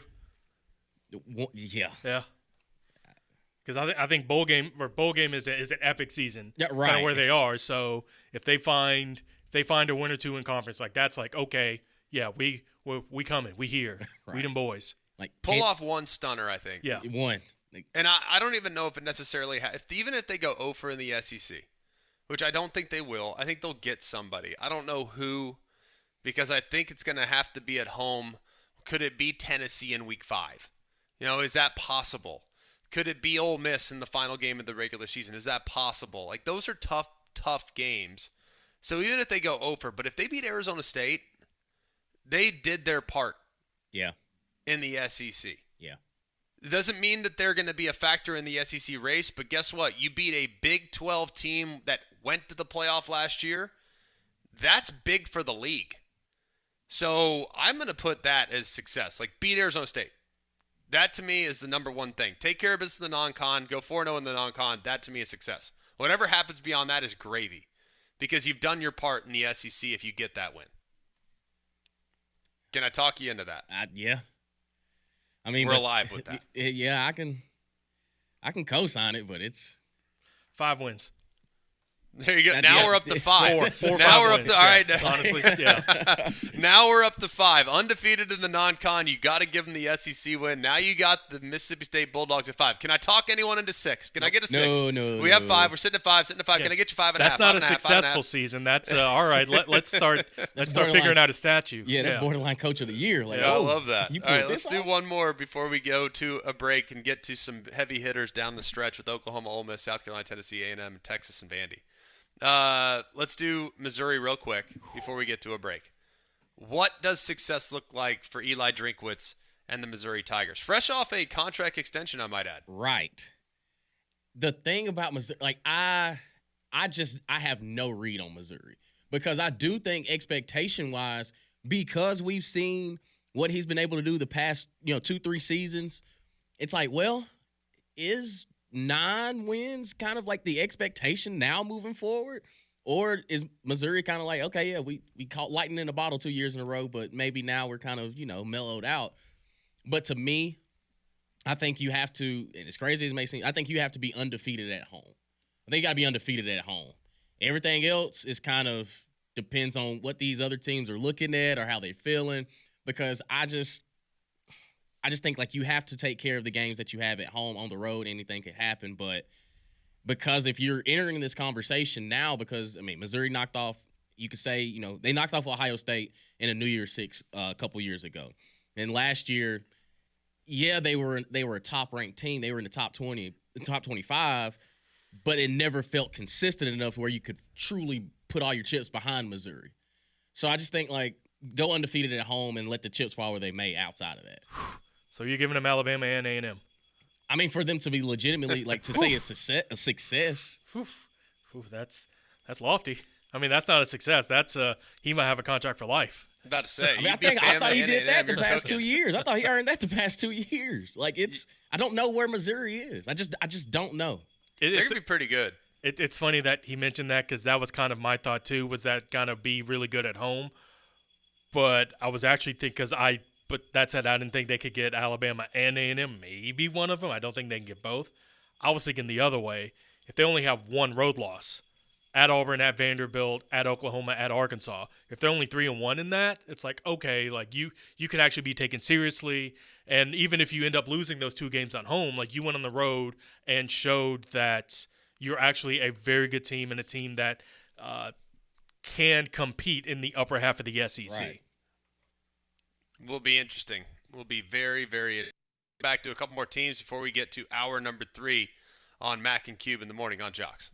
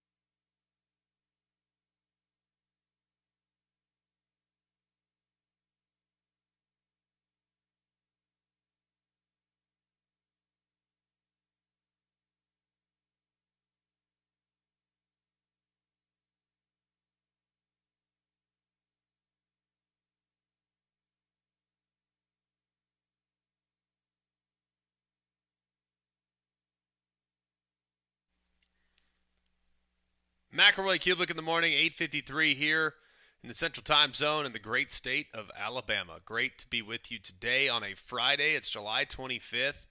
A lot to look forward to. NFL camps are underway. College football camps are underway in a couple places, just a few. And then almost everybody will be underway a week from now. So a lot to look forward to here in the next couple weeks as we get prepared for the college football season. Never have to be concerned about your dental care. That's because you have Family Care Dental. They can get you in. They can get you taken care of. They can get you in the same day. They can see you on Fridays and Saturdays. A lot of places can't see you on Fridays and Saturdays. Family Care Dental can. They have several locations to make it easy on you in Hoover, Fultondale, Homewood, Alabaster, and Trussville. They can accept patients of all ages. Most insurance plans are accepted, and they can see you the same day. So it's a great situation if you need emergency care or just a routine cleaning. Family Care Dental has your back. Call them today at 874-9605. That's Family Care Dental, 874-9605. Probably only have time for one here, boys. So we will dive in, and we will do the Oklahoma Sooners. What does success look like this upcoming season? I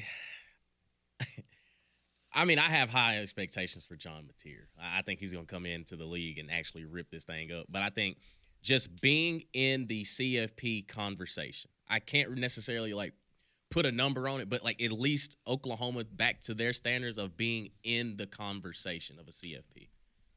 To me, it's a successful season would be 10 wins. Because if they have 9 but miss the playoff like Alabama last year, given where a lot of people's expectations are, it could be viewed as a disappointment, even with 9 wins, if they don't make the playoff or if they have some dumb or not dumb losses, but if they have the losses that no one's really kind of expecting. If they lose to the good teams but beat the bad teams, that to me is okay, we kind of expected that. So I don't know if I consider that a success. So I hesitate to say 10 wins would be a successful season because, not only that's probably making the playoff and doing all of that, but I think it would be making the college football playoff would be considered a success. I think making the playoff would be a great success. I think fixing the offense is number one. Yes. Because right now I think it's hard pressed to assume that the offense won't be better. Right? I think everybody acknowledges how good Mateer has a chance to be. I think everybody acknowledges how good Ben Arbuckle's system is as the offensive coordinator, but the offense has been a problem under Brent Venables. At least it was last year. 2 years ago under Levy and Dylan Gabriel, pretty good, right? Some good moments. But I think fixing the offense and then winning at least 8, maybe 9 would be massive. I think they can get there. No doubt about it. That to me is a great year. There will be no more concerns about Brent Venables on the long term if he can get to 8 or 9 this year. Give Texas all you want. Play Bama tough. Play LSU tough. It's a brutal schedule, but if you look at it, man, they have some opportunities. You beat Michigan. I think that's massive. I think getting to 8 or 9 is huge. And if you get to 8 or 9 and fix the offense, you got to view that as a really successful season. And then you get Mateer back hopefully next year, and now you're cooking with gas, right? Everything's just a year further developed as they continue to move throughout Brent Venables' tenure. So will be interesting. We got a handful of other teams left to do. Ole Miss, South Carolina, Tennessee, A&M, Texas, and Vandy. We'll do those next on Mac and Q.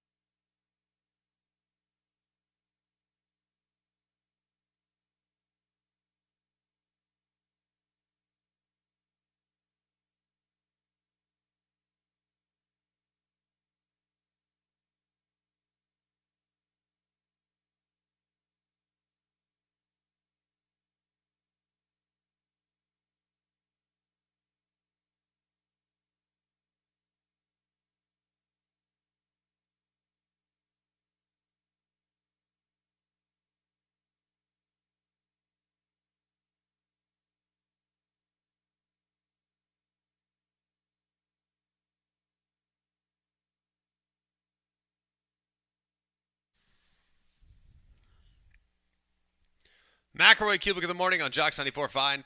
Final hour of the week. It's been kind of an exhilarating week. A few notes, things to get to.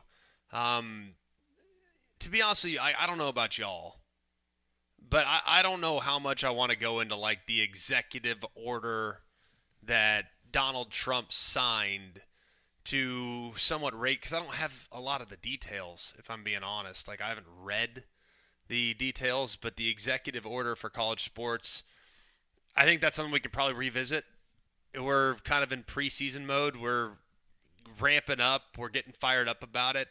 But it was signed yesterday, and it sets out specific guidelines for preserving athletic scholarships based on athletic departments' annual revenue. It also declares that schools should not permit athletes to accept third-party pay-for-play payments.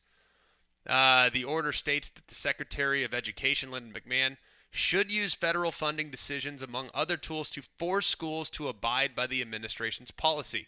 I'm great with that. The NCAA's always prohibited pay-for-play from third party. So I'm good with all. I just don't know what the enforcement's going to look like. So until I know that, I think it's a positive step that it's on the desk of the President of the United States. Yes. Do I think it's potentially beneficial? Could it calm things down? Perhaps. But are people still going to try to skirt the rules? Probably. So I don't really know yet what to make of it, but pretty significant in the landmark executive order yesterday regarding college athletics. So we'll visit that at some point, but I don't feel like today's the day for that until we get some more information. We also had Bill Belichick on the podium yesterday. Listened to it. I didn't feel like it was exhilarating enough to make it a huge priority today. There's definitely some buzz around his hire. People are excited about it. I'm excited about it. I look forward to seeing how it goes. I think it's going to be fascinating because it's such a stark contrast to what he did for a very long time at New England. He now is going to have to deal with kids, and the kids have power, and it is not going to be a my way or the highway type of situation, so I'm pretty curious about how that's going to work. I'm also pretty excited about some of the things that were said by Nico Iamaleava. He said he left Tennessee to go back home.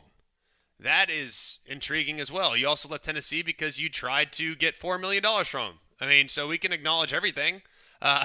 I don't know if I necessarily align with everything, but he says he went. The driving factor was to come back home to his family, and that he hopes every Tennessee fan understands that. I'm sure they're going to be super understanding, Nico. Absolutely. Yes. Damien is our resident Tennessee fan. Like, are you understanding of the circumstances? Oh, absolutely not. Absolutely. You don't think he tried to get his representation to kind of hold out, if you will, in the spring? You don't think that happened? Oh, yeah, it definitely happened. Now, do I understand like his thought process in it? Absolutely not. I don't think that was the smartest move, but he said he wanted to go home, and I guess that's the way to find your way back home. What are you guys talking about? He absolutely did this because he wanted to go home, but he also wanted to do this because of the money. He didn't say he only did this because he wanted to get home. I did this because I wanted to go home to my family. Well, yeah, I wanted money too, but right. I wanted to go home to my family. Oh, okay. Well, yeah, that's it. Way to go there, buddy. Yeah, I don't know how much the flights are from Knoxville to L.A., but I didn't know if there was $4 million worth. But, hey, congratulations, man. New scenery. Yeah, the way I understand it is he wanted $4 million, thought he could get it, and didn't. And now is actually probably going to be playing for less at UCLA than he was originally at Tennessee. Maybe that was part of his reasoning. Maybe he did want to go home and, hey, I'll stay. And I understand that. Like, hey, sometimes you have to justify, like, I'm not as happy as I can be at home, so I will stay here and I'll be happy if you pay me. But if you won't pay me, then I'll go home. Like, I can't understand that. Maybe that's the case. I don't know if that's true, but that's what he said yesterday. So we have some of that information as well. We've kind of run that story into the ground over the last few months, so didn't feel as compelled to dive into that one as well. So what we've decided to do today is kind of go through the list of the SEC and determine what success looks like for all these teams. And we've already done a handful, and we'll revisit those now After all, it is the top of the hour, and some people are tuning in now for the very first time. We declared that Alabama, and tell me if I'm misinterpreting any of these. So help me out, boys. If you think I have misconstrued for Alabama making the top 8, making the playoff, yes, great, but the top 8. So either getting a first round bye or winning that first round game would be considered a very successful season. We're all on the same page there, correct? Oh yeah. All right, Arkansas. You guys think getting to a bowl. I said not just getting to a bowl, but beating some of the teams that have had your number the last couple years. For example, A&M, you get that win. Go and beat Texas at Texas. That'd be enormous, right? Like, these are the things that I think would define success for Arkansas. Even if they miss a bowl game, if they're a giant killer, then I think their fans would be fired up about that. I don't think they expect to compete for the playoff this year. I'm not sure anybody expects them to compete for the playoff this year. But if they can knock off some teams that are expected to be in the playoff hunt, Notre Dame, Texas, Texas A&M, some others, that would be a great year for the Razorbacks. Are we on the same page there? Or do you still want to dig in and say bowl game? I still say bowl game. Fair enough. Can't convince Damian otherwise. All right. For Auburn, you guys said 8-4. I said not just 8-4, but also beating one of the following two, Georgia or Alabama. Either one. You get both. Amazing, right? But win one of those two games at home, and that would be considered a successful season, along with winning 8 games overall. Yep. We're good. Good to go. Florida, 8-4. Yes. Georgia, similar to Alabama, make it to the top 8. Correct. Kentucky, bowl game. Absolutely. I said Kentucky, more so than bowl game, beat either Tennessee or Florida. Those are the two that I think they need to win one of those two. That would be huge. Or Ole Miss. It comes to them on week 2. So any of those 3 wins, you got to feel pretty good about what Kentucky's done. LSU, we said be better on defense and get to the playoff. Check. Good? Yep. Mississippi State, I said go 4-0 in the non-conference. That includes beating an Arizona State team at home, and you will have done your part for the Southeastern Conference this year. Last year, that didn't help. They lost to Toledo. They went 2-10. It wasn't great. I think you go 4-0 in the non-con with a road trip to Hattiesburg, beat Southern Miss. You also have a chance to host a playoff team in Arizona State. That would be huge for the league. Then you get one. Then Saber decides to raise the ante a little bit. Says, no, you know what? We're actually going to say they got to get one in the SEC as well at least, so get to 5 wins. I mean, that absolutely would be a success because even if Arizona State, by the way, falls off this year, I mean, even if they beat them, okay, if Arizona's 6-6 and Mississippi State whatever beats them, it's like, oh, okay, well that's fine. But then they go over in the SEC, like that's not going to leave a good taste in any Bulldogs mouth, in Bulldogs fans' mouth. So I think if they get one, even if they're 3-1 in non-conference, if they're 1-7 in the league, yeah, I think everyone will be happy with that. Probably so. Yeah. Missouri, we said 8-4. Yeah. Oklahoma, we said 8-4, but be better on offense, right? Or do you think it needs to be higher than that? You think playoff?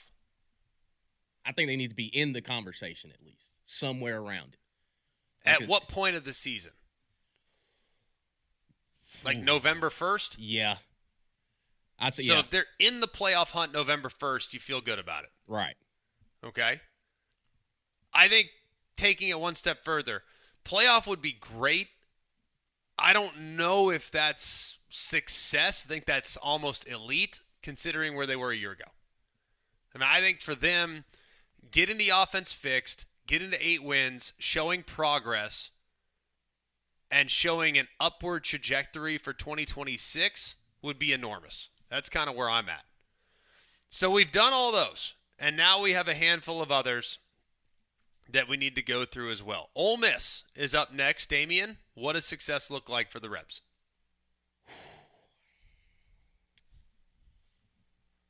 I'm trying to think. It's almost similar to LSU. Don't blow it. Like you have established yourself as one of the big dogs. you can't have a loss to Kentucky. Now you got to find a way to consistently beat the teams that you're in the conversation with. Like you can't lose to LSU again. Can you still find a way to beat Georgia? Don't let Oklahoma get you if they're rolling in hot.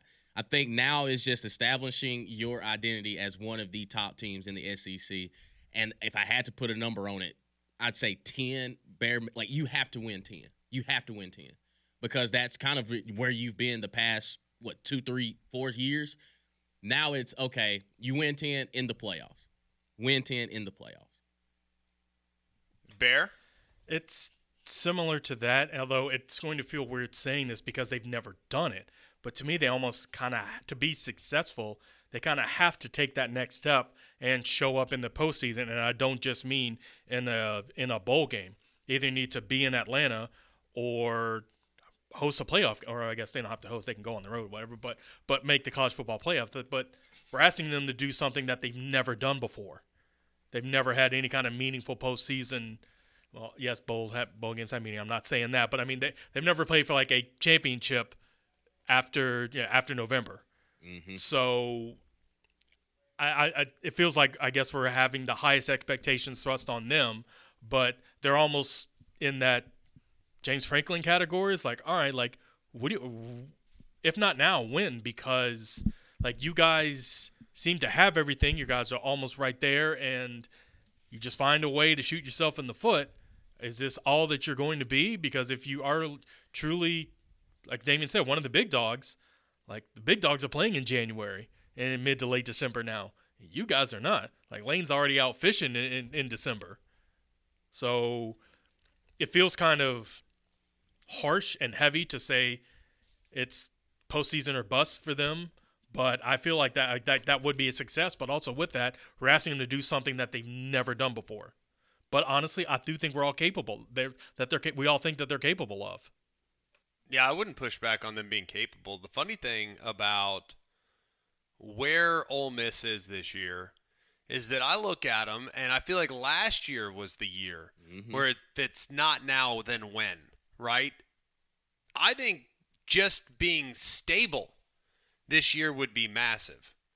I mean, just proving that it wasn't just a one-year wonder where you were able to take all that talent defensively, put together one of the best defenses in America, and you came up short and you blew a couple games, and that's unfortunate. You lose to LSU, Kentucky, and Florida, which ultimately keeps you out of the playoff.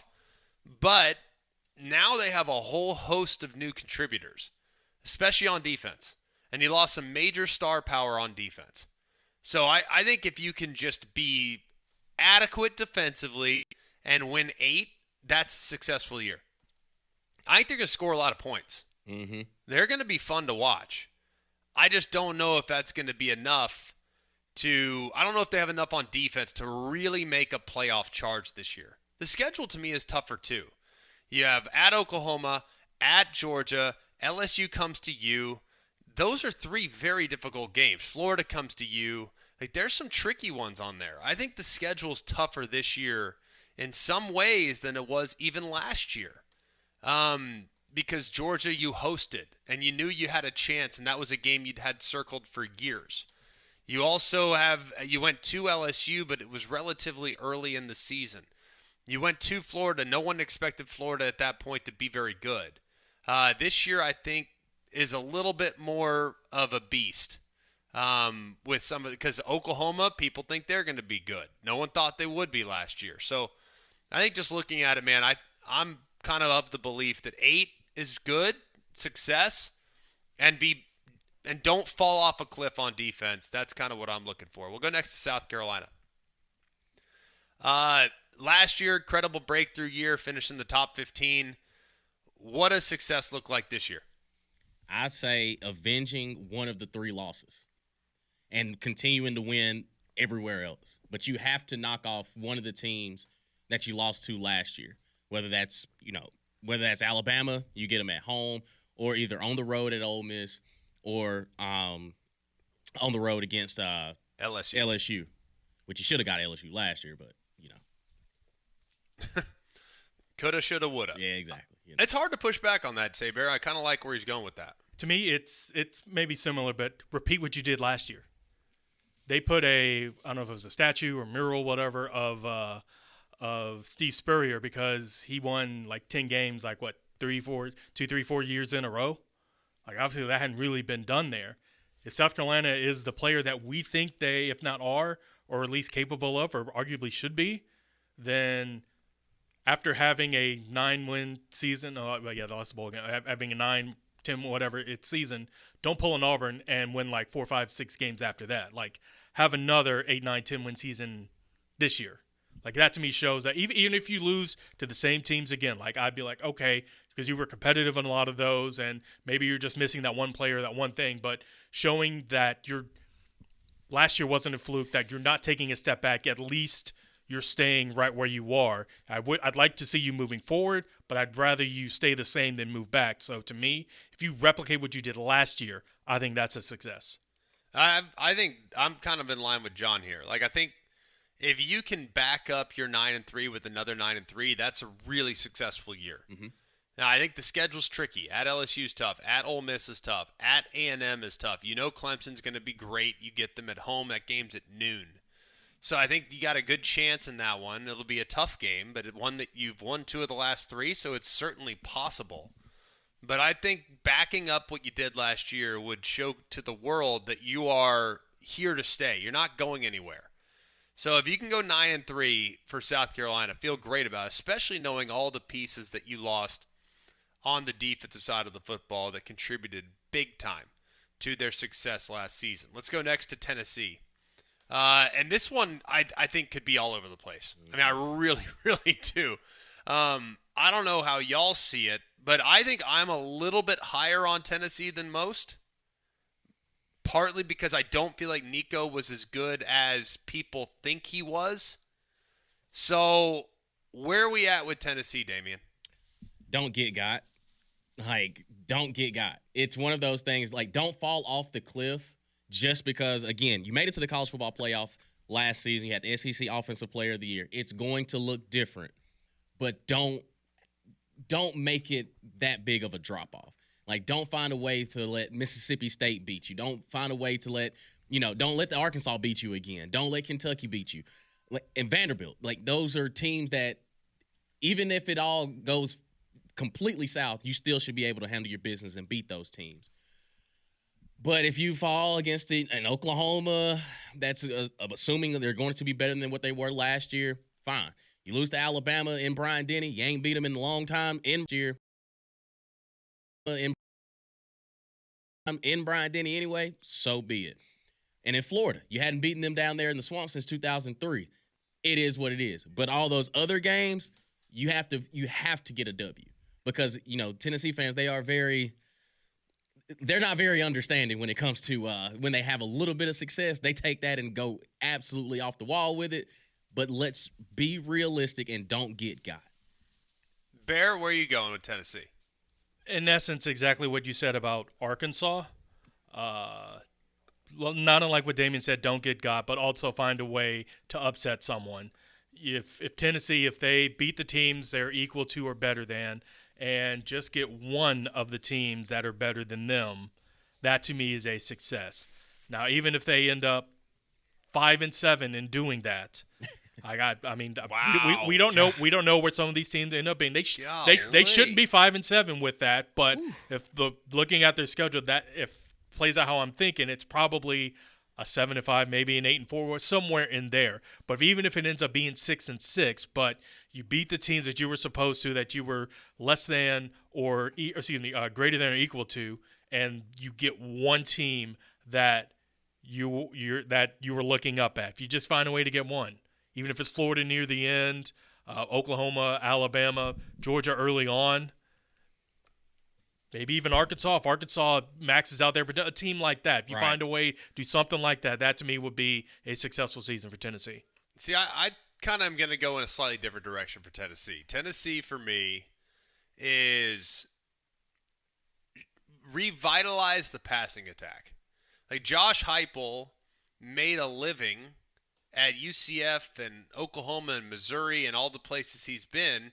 He made a living scoring points and being entertaining and fun to watch and as a real destination for quarterbacks, right? Well, Joey Aguilar comes in. Not a lot of people know about Joey Aguilar. 2 years ago, great. Last year, not so great. If he revitalizes his career, and statistically speaking, he has a phenomenal season, even if their defense isn't as good, I can live with that. But if he can kind of prove to the world that, hey, I'm the quarterback whisperer once again, that'd be huge, right? Because right last year Nico Iamaleava, they finished 77th in college football in passing yards per game. I mean, yes, they were great running the football and they had tremendous balance, but they threw for 221 yards a game. That's not great. Right. For an offense that should feature a pretty potent passing attack, especially considering how well they ran it last year. So I think make sure Joey Aguilar has a great year. Because if he can do that, then guess what he does on the recruit trail? Hey, see what I did with that guy? I revitalized his career. You come here, I can do that to you. That'd be big. 2, I think 8 wins. I think 8 wins. And where those 8 wins come, Vandy at home, New Mexico State, Oklahoma at home, Arkansas at home, UAB, ETSU, Syracuse. Now you got 7 right there. All right, so you take care of business at home or in your neutral site matchups. Then you get one big one on the road. I think you can get Kentucky on the road. Then you can get Florida on the road. Bama's going to be tough. I think that's going to be a very tough game. You got to get Mississippi State on the road. I think their schedule is pretty manageable. Yeah. I don't think the schedule's ridiculous to expect them to get to 8 wins. Do I think they'll beat Georgia? No. Do I think they'll beat Bama? No. Do I think they'll beat Florida on the road? No. But I think they can get the rest of them. Yeah. I really do. So I think have a revitalization at the quarterback spot. Showcase that you're still a destination for quarterbacks that are considering playing for Josh Heupel in Tennessee. Score a lot of points, be exciting, be fun to watch, all that fun stuff. But also, schedule's got pretty decent pathway to 8 wins. And I think that should be the bare minimum and the expectation for where they're at this upcoming season. All right, when we come back, we'll finish up. We have 3 teams left, A&M, Texas, and Vandy. We'll do those 3 teams next. And then here in about 8, 9, 10 minutes, we'll get back to some of the statistical projections and systems in the NFL that might lead you to feeling pretty good or pretty bad about some of these organizations here in 2025. We'll do it next on Mac and Cube.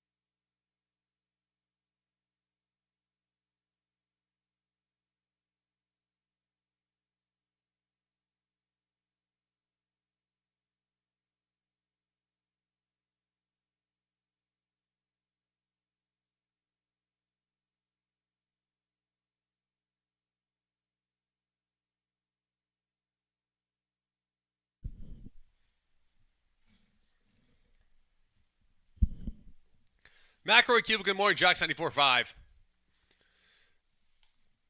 We've gone through and done what does success look like for SEC teams today. We've done it for the last about hour and a half. We've gotten through just about everybody. If you missed your team, you can go back and download the podcast wherever you get the podcast.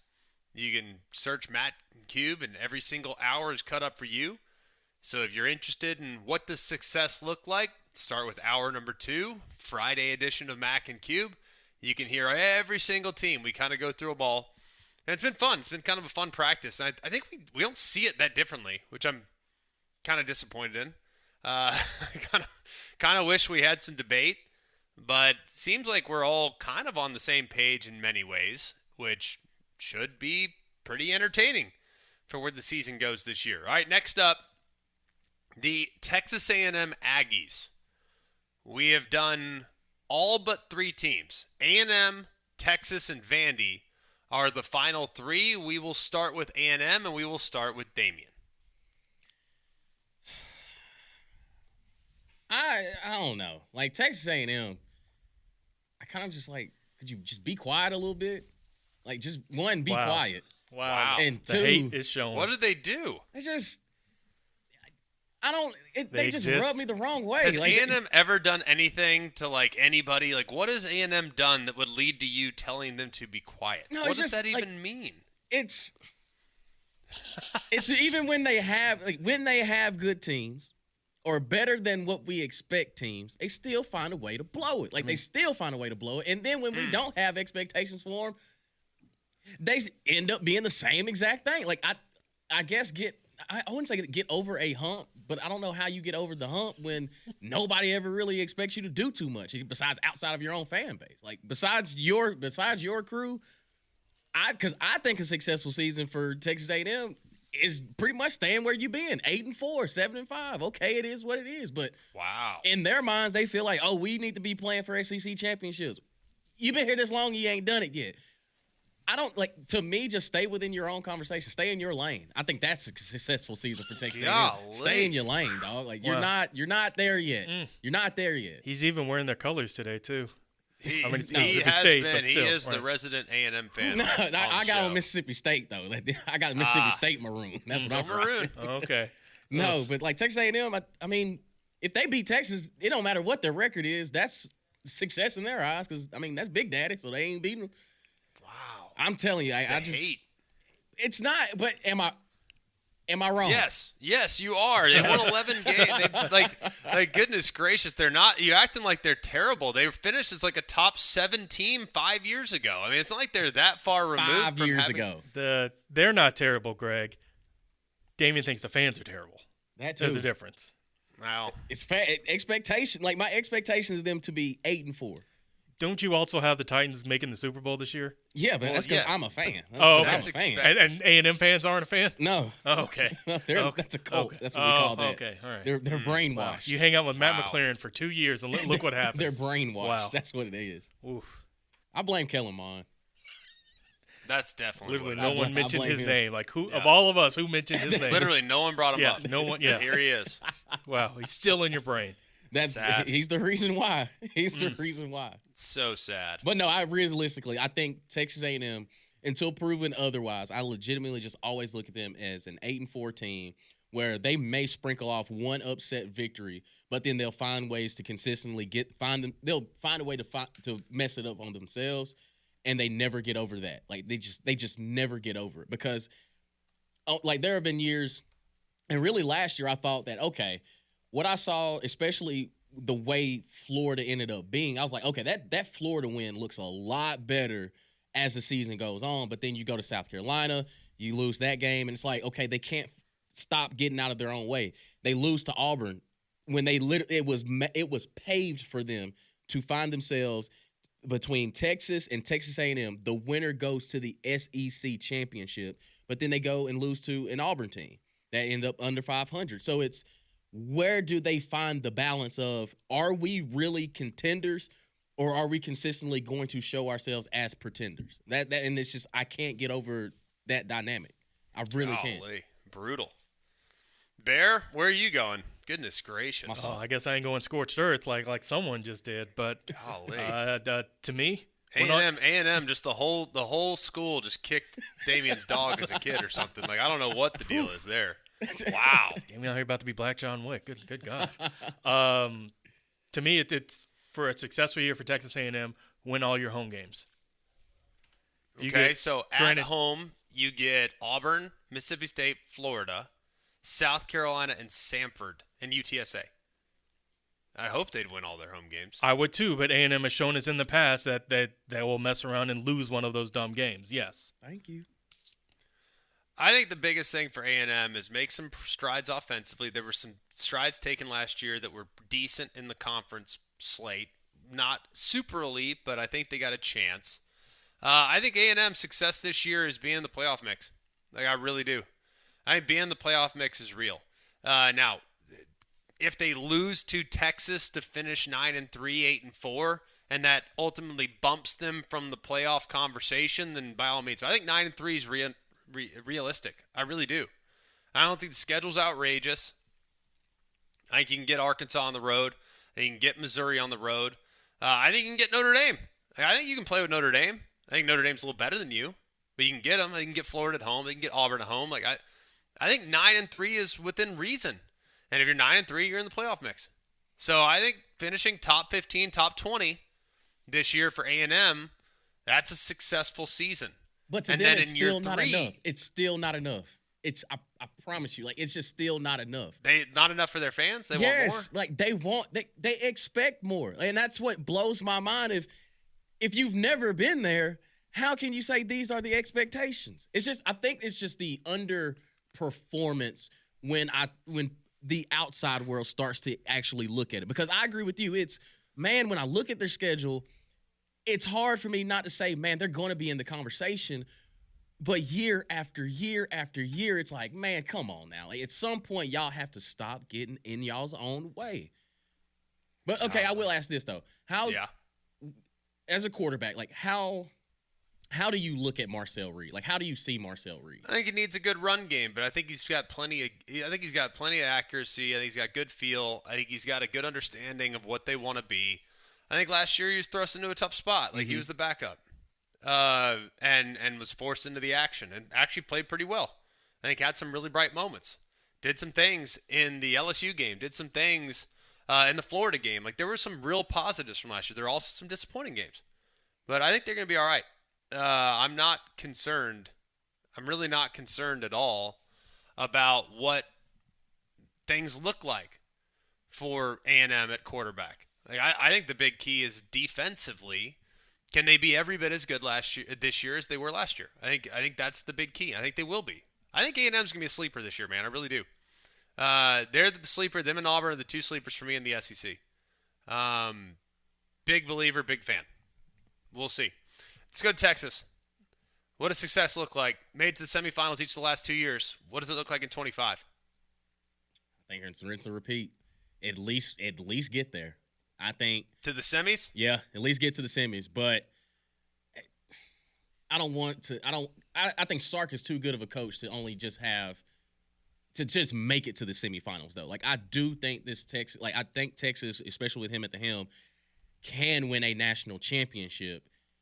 But they have to they got to find a way to get over the semifinals. But I do think it's still a successful season if you were to make it to the semifinals.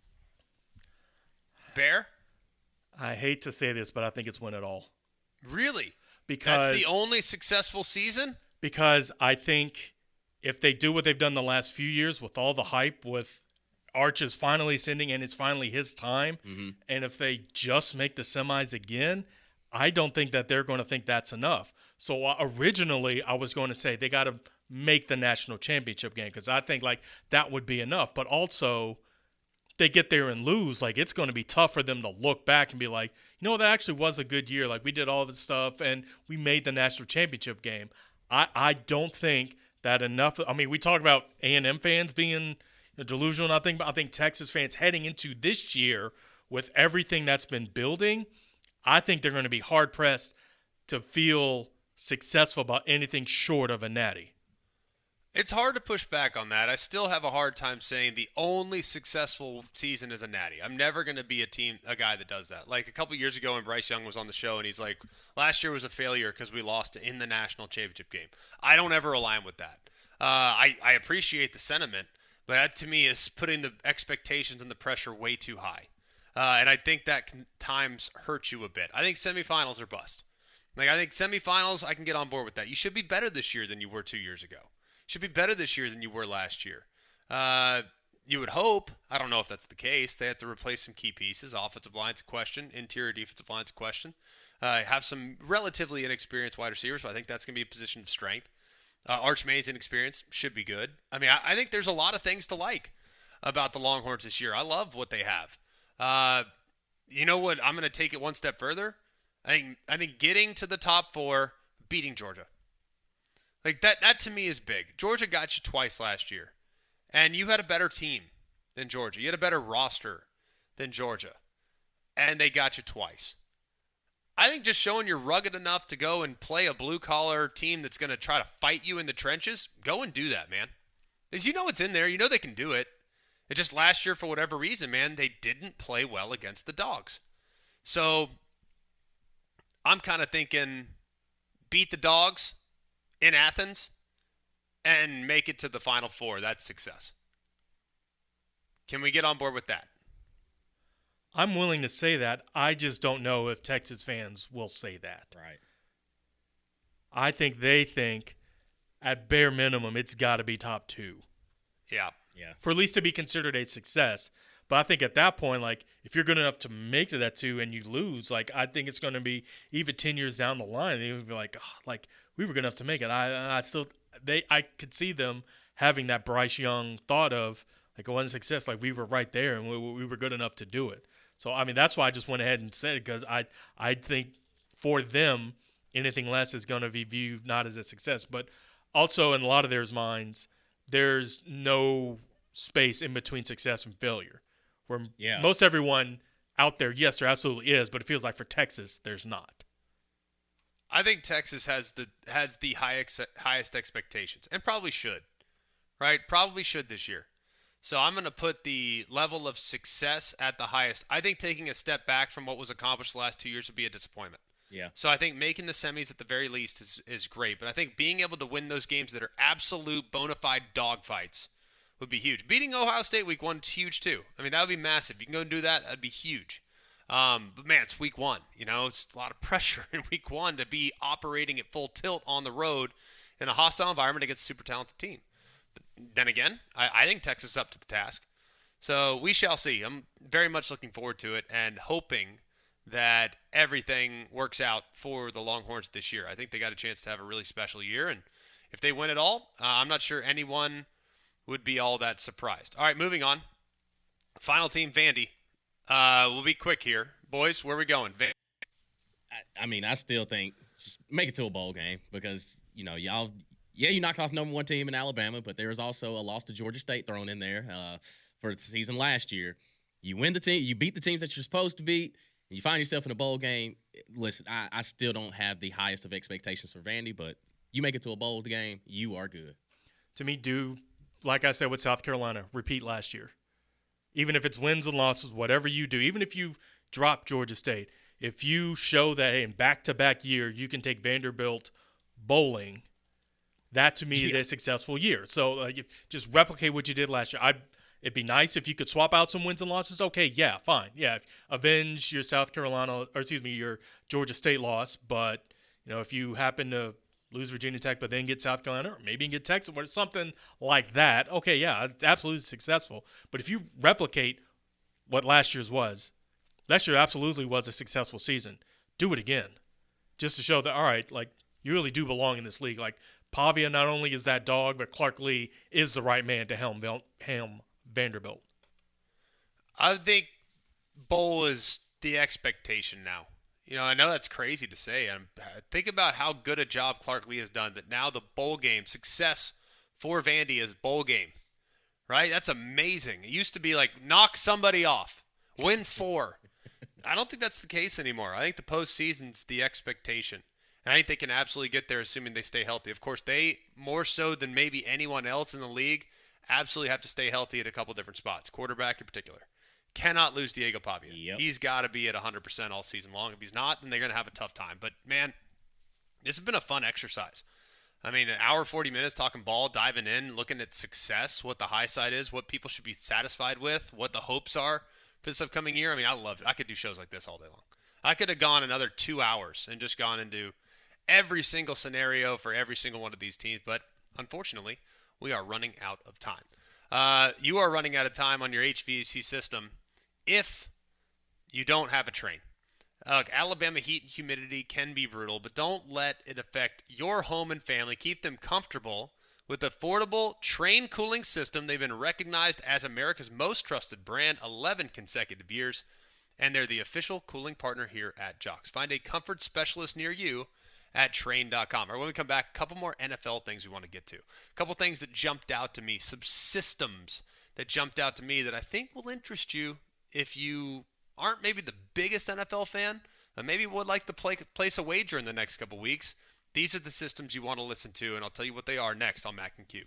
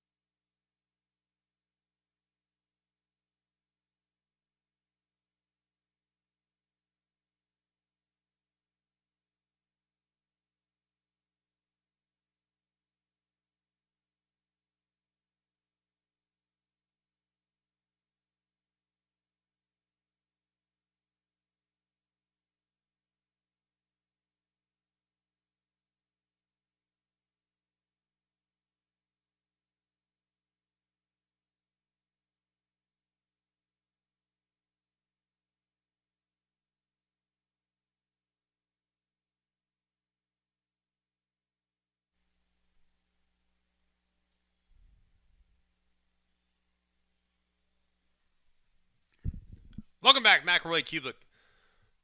Jox 94.5. Continuing on here on a Friday edition, just a few more minutes left to go, but there are a few things that kind of piqued my interest today. I found a few of them to be quite exhilarating, if you will. What we're looking at are systems in the NFL. And these are, look, they're not for everybody, but I find them kind of intriguing. We went through a few earlier of basically systems that have transpired over the last 10 to 15 years that have predicted success and or failures of teams coming up this upcoming season.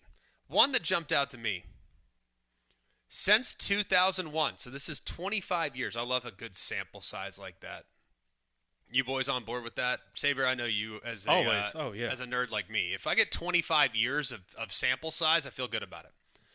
Since 2001, there have been 52 teams that managed to win 10-plus games despite scoring less than 23 points per game. In the follow-up season, only 10 of those teams improved. So 10 of 52 teams improved, while 38 dropped by an average of 4.3 games in the win column. Think about that. Now, Kansas City defied the system last year. They went from 11-6 to 15-2. For 2025, there are 5 teams that qualify. So these are teams that you would fade in 2025. Okay? Translation. Fade these teams this year. Houston, Kansas City, which is crazy, right? I mean, fading Mahomes and the Chiefs just feels like a dangerous game. The Rams, Pittsburgh, and Seattle. Can we get on board with that? Yeah. Seems I'd be reasonable. down. Yeah. To drop 4.5 games in the win column from one year to the next is like titanic shift. And the fact that 38 out of 52 teams dropped an average of 4.5 games is mind-blowing. In the NFL, one of those involving the Kansas City Chiefs. That to me is crazy. So worth noting there. Fade those 5 teams. Houston, Kansas City, Rams, Pittsburgh, and Seattle. I love stuff like this. This stuff just gets me so fired up. I don't know why. It really shouldn't. All right. Since 2009, 16 season sample size. There have been 43 teams that had a negative turnover differential and won less than 6 games against the spread. All but two out of 43 teams improved their against the spread winning percentage the next season by an average of 22%. So they improve in 41 out of 43 examples of this happening in the last 16 seasons. 41 out of 43 improved their against the spread winning percentage by an average of 22%. All but 7 of those teams improved their outright winning percentage overall by an average of about 20%. And 13 qualified for the playoffs. The teams that would be under this umbrella this season, Atlanta. I love that play. I love Atlanta this year. I think Michael Penix is going to be amazing. I can't wait. New England.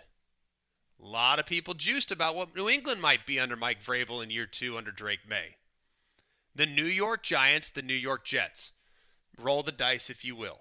I don't know how good I feel about those two situations. San Francisco is a team that many people are bullish on this year, even though they fell out of favor a little bit in the last year or two. Seattle and Tennessee. Hey. There you go. Hey. Tennessee, a positive trend coming for the Tennessee Titans. How fired up are you, Damian? I'm pretty pumped. Are you betting Titans every game? No, I don't bet on my team, man. I follow the golden rule. Well, on average, like I said, 41 out of 43 teams improved their against the spread winning percentage by an average of 22%. That is a pretty good spot to be in. It is. So if you bet them on every game, they're going to be way better. That's all I'm saying. Just be excited about it. All right, let me come back. Put a bow on the show next on Mac and Cube.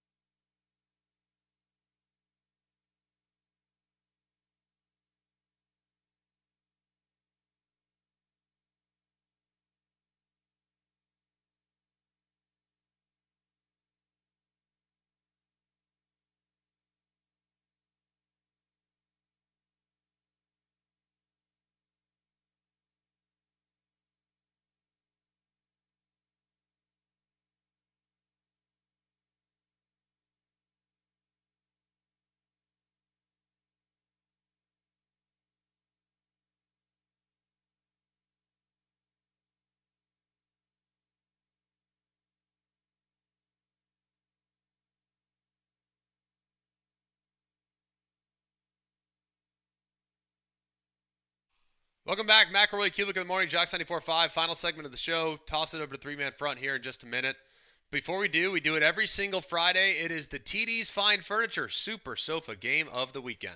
It absolutely is. And don't forget, because of our friends at TD's Fine Furniture, you could find your super sofa or furniture for the entire home at TD's Fine Furniture, where they've extended their 4th of July sale. You'll find markdowns up to 50% throughout the store and pay no interest for 12 months at TD's Fine Furniture in Summerton. Damian, you're up first. Oh, I'm going with my Cincinnati Reds, man. We're sitting here at 53-50, opening up a series with the Tampa Bay Rays out of the AL East, but they got to come up to Cincy tonight at 6 o'clock. That is my TD's Fine Furniture Super Sofa Game of the weekend. Bear? As much as I would like to say I've been watching baseball, you mentioned it earlier. You almost did it this morning. I think I'm going Happy Gilmore, too. That's sports. That there counts. You go. That counts. It counts. I'm going same direction as Bear. There's not a whole lot going on right now in the sports world. As fired up as I am to watch the Miami Marlins against the Milwaukee Brewers, I'm going to resist the urge to make that my TD's Fine Furniture Super Sofa Game of the weekend. As much as I want to say the 3M Championship from Minneapolis, Minnesota, I'll resist the urge there as well. I'm sure there's some tennis going on somewhere. I have no idea where, but I can tell you that. I'm kind of looking forward to the trade deadline in the MLB. The Dodgers need some bullpen help, so I'd go there. I'm going Shark Week on Discovery Channel. If you want to find out more about the oceanic white tip, they got plenty of coverage for you there. Fantastic stuff going on right now if you want to just unleash your inner nerd. But come on, man. It's Happy Gilmore, too. It came out last night at 2 o'clock a.m. locally, and I got to be honest with you, part of me woke up at 5 this morning. I wanted to watch it. It's just an hour and 57 minutes long, and to finish that movie with 3 minutes to spare before I went on the show just didn't make a lot of sense for me.